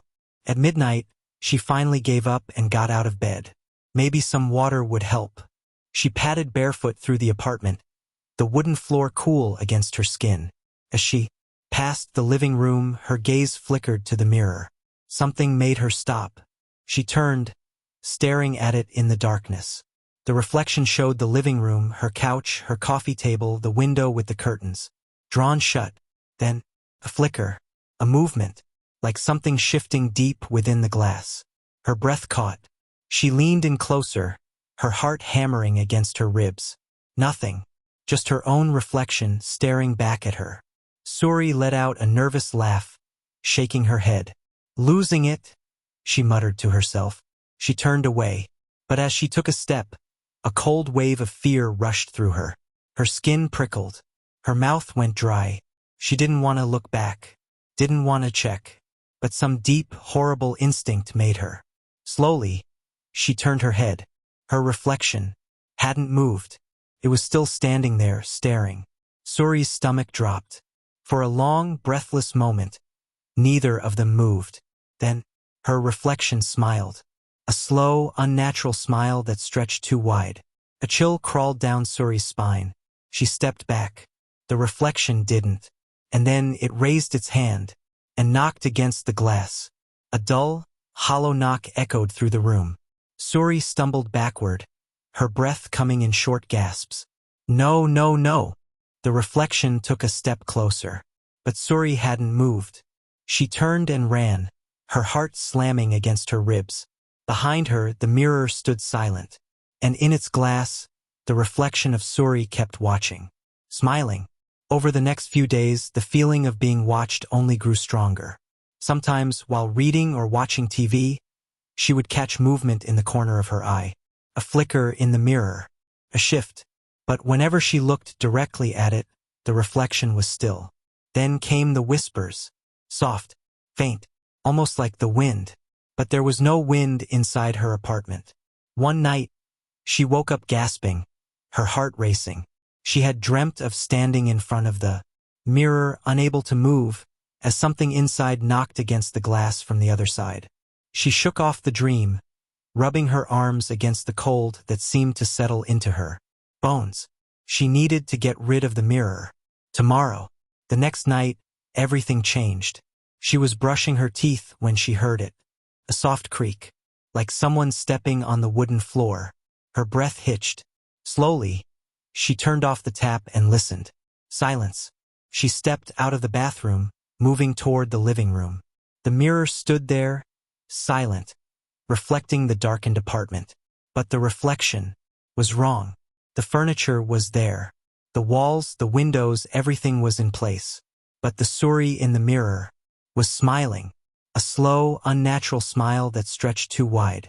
Suri's heart slammed against her ribs. Her reflection raised a hand and knocked against the glass. A dull, hollow knock echoed through the room. Suri stumbled back, her breath coming in short gasps. No, no, no. The reflection stepped closer. But Suri hadn't moved, placed its hand against the glass, and started pushing. The surface of the mirror rippled like water. The reflection's fingers pressed through.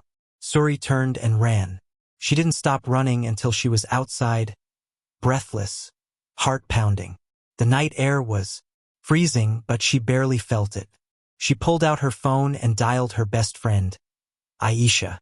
Aisha, I need you to come over, she said, her voice shaking. What's wrong? The mirror, she whispered. Something's wrong with it. Silence. Then Aisha sighed. Suri, it's just a mirror. Please, Suri begged. Aisha groaned. Fine. I'll be there in 10. Suri hung up, staring up at her apartment window.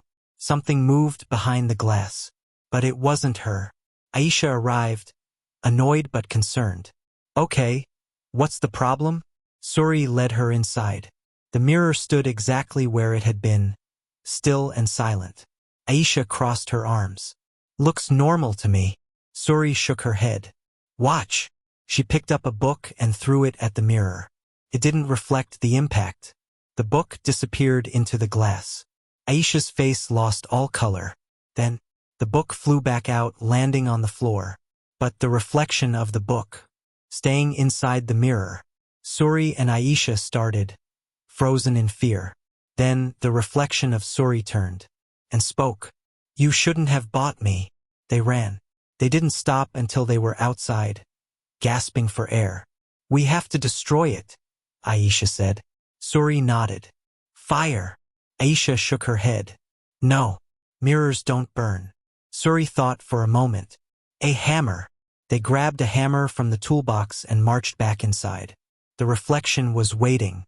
It grinned, stepping closer. Suri raised the hammer. The reflection whispered, You break me. You take my place.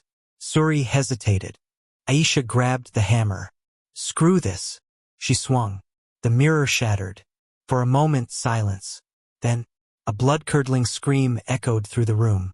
A gust of wind blew past them. The lights flickered, and the mirror was gone. Only an empty wall remained. Aisha and Suri stared at each other, their hearts still racing. Is it over?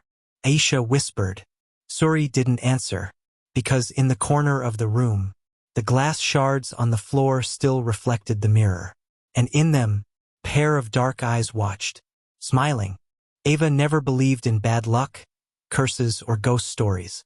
She lived in the real world, where everything had a logical explanation.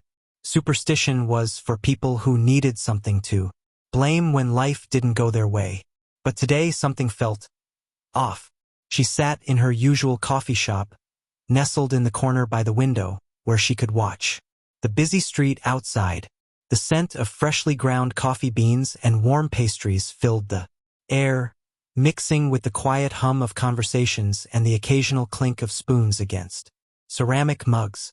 Her laptop sat open in front of her, emails waiting to be finished, but she had barely typed a sentence in the last 15 minutes. Someone was distracting her. Across the street, a man stood perfectly still. He wasn't checking his phone, wasn't smoking a cigarette, wasn't even looking around as if waiting for someone. He was just standing, watching. Ava's stomach tightened. He was dressed in a long, dark coat, his hands buried deep in his pockets. A street lamp cast a faint glow over the sidewalk, but his face remained shadowed, obscured just enough that she couldn't make out his features. Still, she could feel his gaze, locked onto her. A shiver crawled up her spine.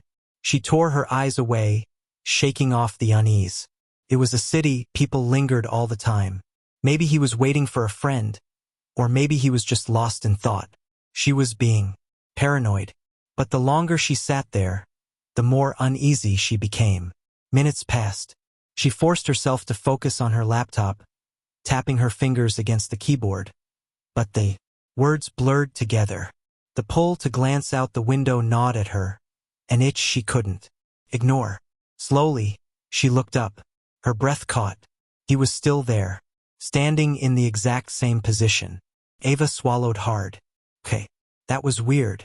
Her fingers tightened around her coffee cup. He hadn't moved an inch in over 20 minutes. That wasn't normal, was it? Her hands felt clammy as she reached for her phone. Maybe she was overreacting. Maybe she just needed a second opinion. She lifted the camera, making sure to keep it subtle, and snapped a picture through the window. She sent it to Emma with a quick message. Tell me I'm not crazy. This guy has been standing outside for 20 minutes, just staring. The reply came almost instantly. What guy? Ava frowned. She quickly typed back. The one in the coat, right across the street. 3 dots appeared, then vanished. Then, Ava, there's no one there. Her breath hitched. Her fingers trembled as she looked at the picture she had just taken.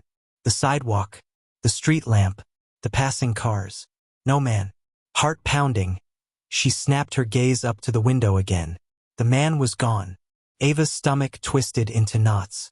She glanced around the cafe, searching for someone who might have noticed him. Someone who could confirm that she hadn't imagined it. But everyone was just carrying on as normal, oblivious. Her pulse pounded in her ears. She took a deep breath, forcing herself to calm down. Maybe Emma had just looked too quickly. Maybe the man had walked away right before she checked. Or maybe she was seeing something that wasn't there. The rest of the day felt like a blur. Ava tried to push the whole thing out of her mind, convincing herself that it was just her imagination playing tricks on her. But deep down, a sick feeling lingered.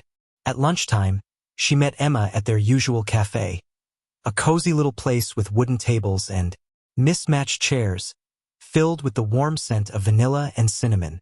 They grabbed a spot by the window, sunlight casting long shadows across the sidewalk outside. Emma was already sipping on an iced latte, stirring the straw absent-mindedly. She looked up as Ava sat down. Okay, tell me what's going on. You've been weird all morning. Ava hesitated, drumming her fingers against the table. I swear I saw someone outside the coffee shop earlier. He was just standing there, staring. I took a picture and sent it to you, but you said there was no one there. Emma tilted her head, eyebrows knitting together. Yeah, because there wasn't. Ava exhaled, shifting in her seat. But I saw him, Emma. I know I did. And then when I checked again, he was gone. Emma took another sip of her drink, considering. Could have just been a random guy and you caught him right as he left. Ava shook her head. He was there for at least 20 minutes. He never moved. And when I looked at the picture, he wasn't in it. Emma's expression shifted, a flicker of concern in her eyes. Okay. That is weird. She leaned forward. You sure you're not just stressed? You've been working a lot lately. Ava let out a nervous laugh. I thought that too. Maybe I'm just overthinking it. But she wasn't sure. Something deep in her gut told her this wasn't just a trick of the mind. Then, without thinking, she glanced outside, and her heart stopped. He was there, standing on the opposite sidewalk. Same coat, same posture, still watching. Ava's breath came short and fast. She reached across the table, gripping Emma's wrist. Look, do you see him now? Emma followed her gaze, her brow furrowing. See who? Ava's stomach dropped. She turned back to the window. The man was right there. How could Emma not see him? Her throat went dry. You seriously don't see anyone standing by that streetlight? Emma's face twisted in confusion. She looked again, even leaned forward slightly. Then she shook her head. Ava, there's no one there. Ava's hands felt cold, her fingers numb. This was wrong. This was so wrong. She turned back to Emma, then slowly back to the window.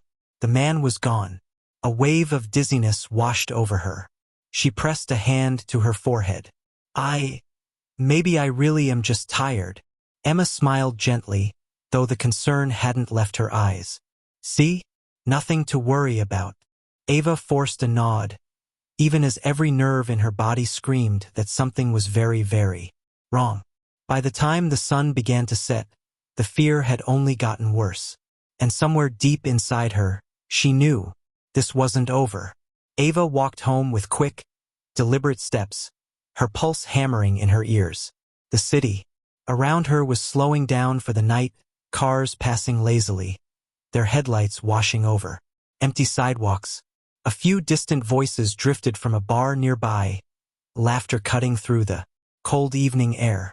But for Ava, everything felt muted, distant, as if she were moving through water. She told herself, again, that she was being ridiculous, that she had imagined the whole thing, that exhaustion was playing tricks on her mind. But deep down, she didn't believe it. Her apartment building came into view, a familiar structure of brick and glass. Normally seeing, it brought relief, safety.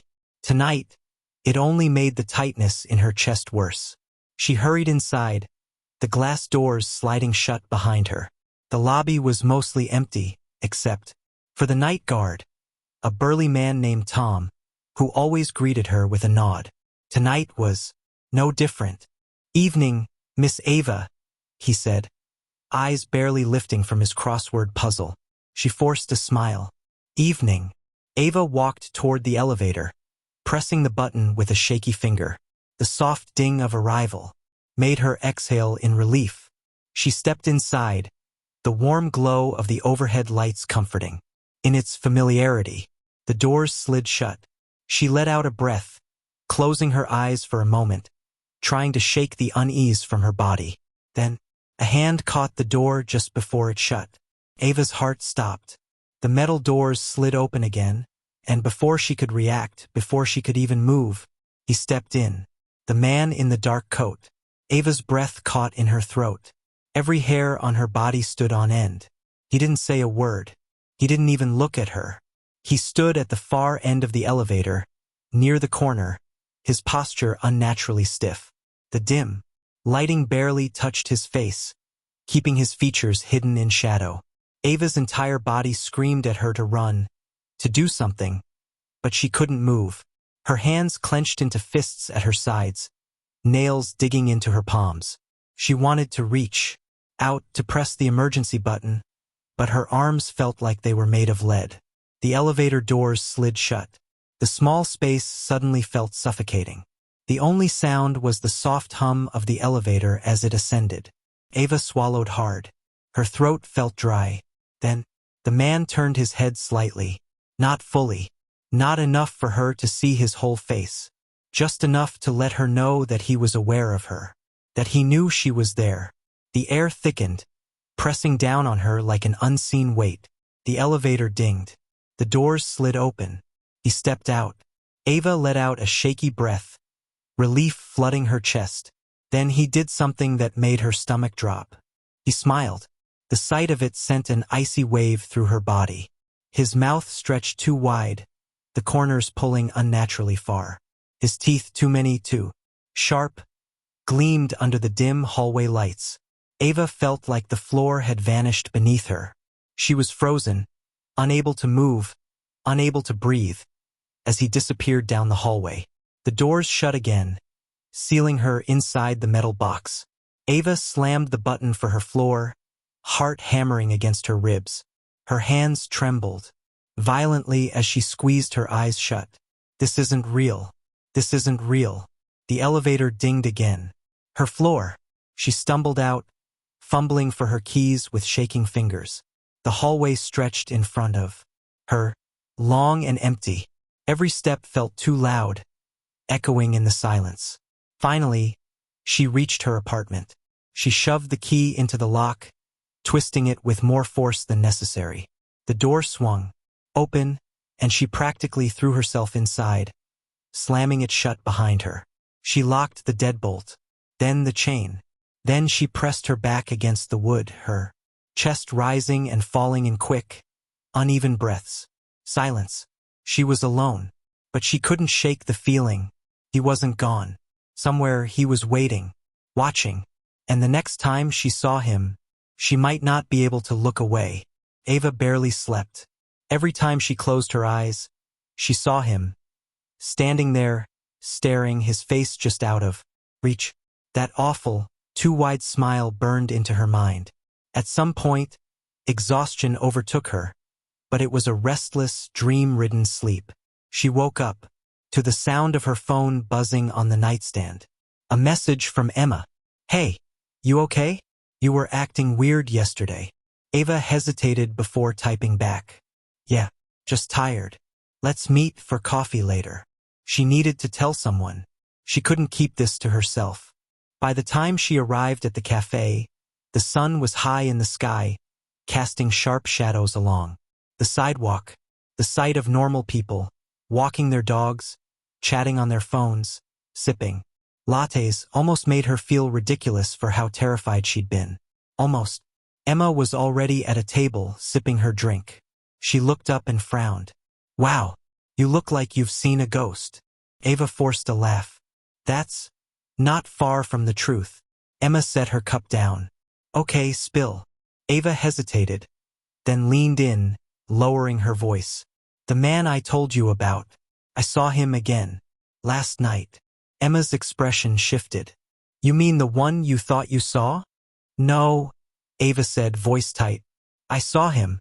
In the elevator. He got in with me." Emma's eyes widened. "What? Did he say anything?" Ava shook her head. "No. But he turned to me and he smiled." "Emma, it wasn't a normal smile. It was..." She shivered, rubbing her arms. "Wrong. His mouth was too wide. His teeth." She stopped, swallowing hard. Emma's concern deepened. "Ava, are you sure this isn't just your mind playing tricks on you? Maybe you're stressed or sleep-deprived." "I know what I saw," Ava snapped, a little too harshly. Emma held up her hands. Okay. What do you want to do?" Ava exhaled, rubbing her temples. "I don't know, but I have a feeling this isn't over." Emma reached across the table, squeezing her hand. "We'll figure it out. You're not alone."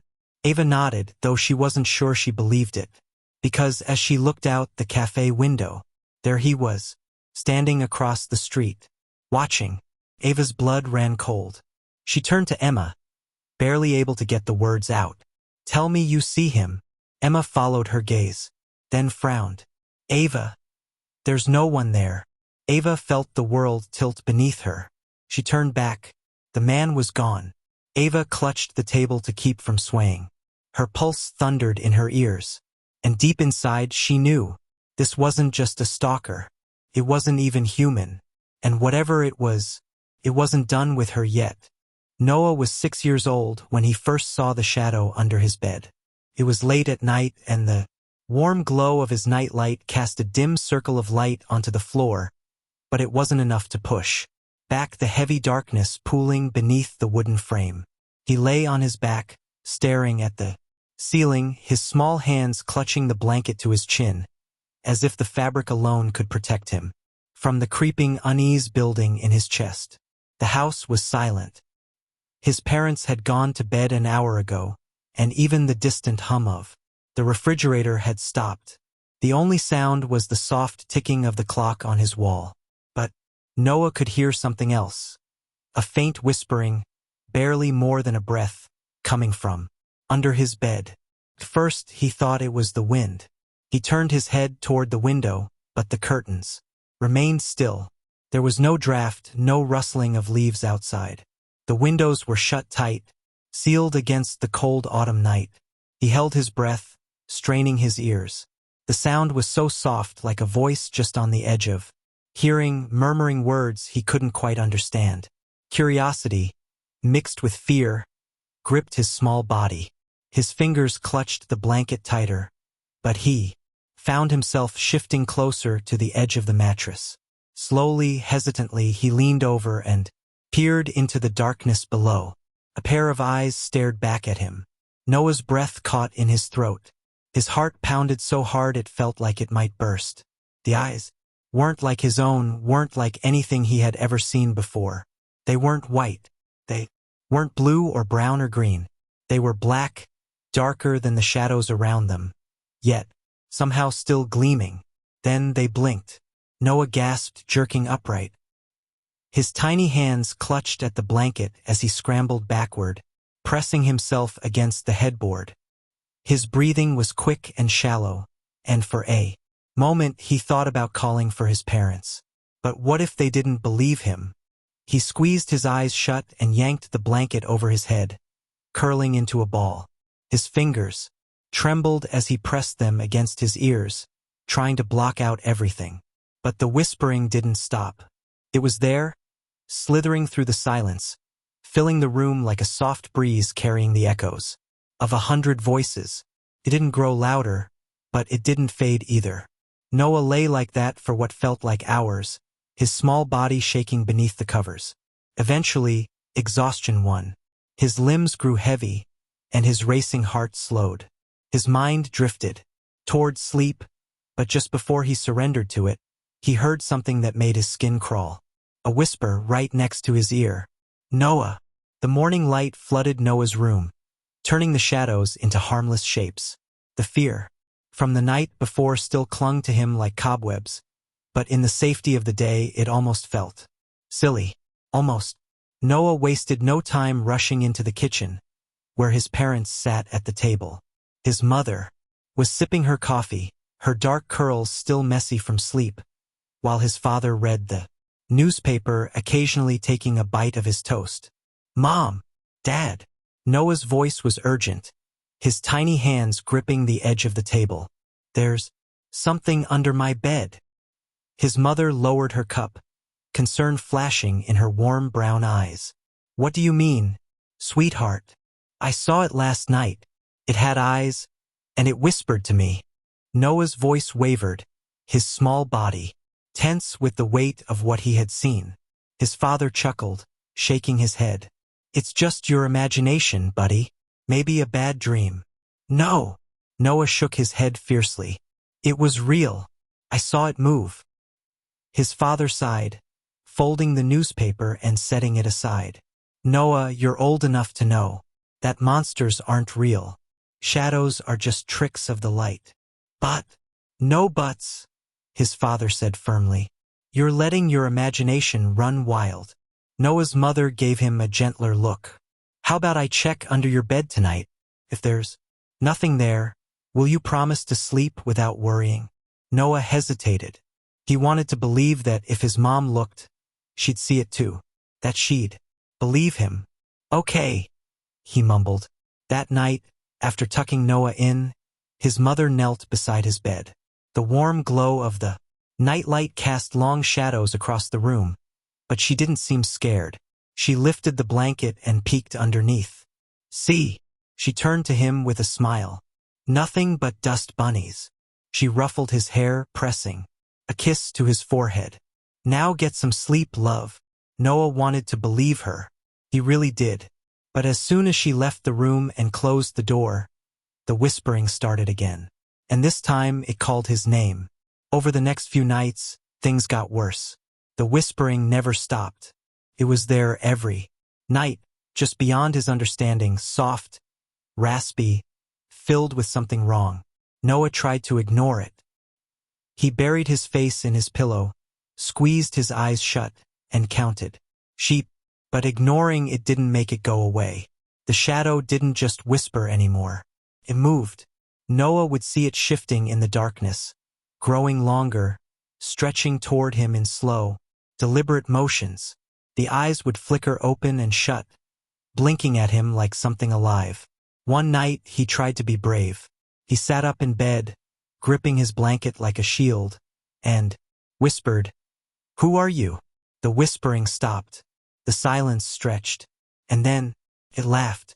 A dry, crackling sound, like dead leaves rustling in the wind, like something ancient, something that had been waiting a very, very long time. Noah screamed. His father burst into the room, flipping on the light.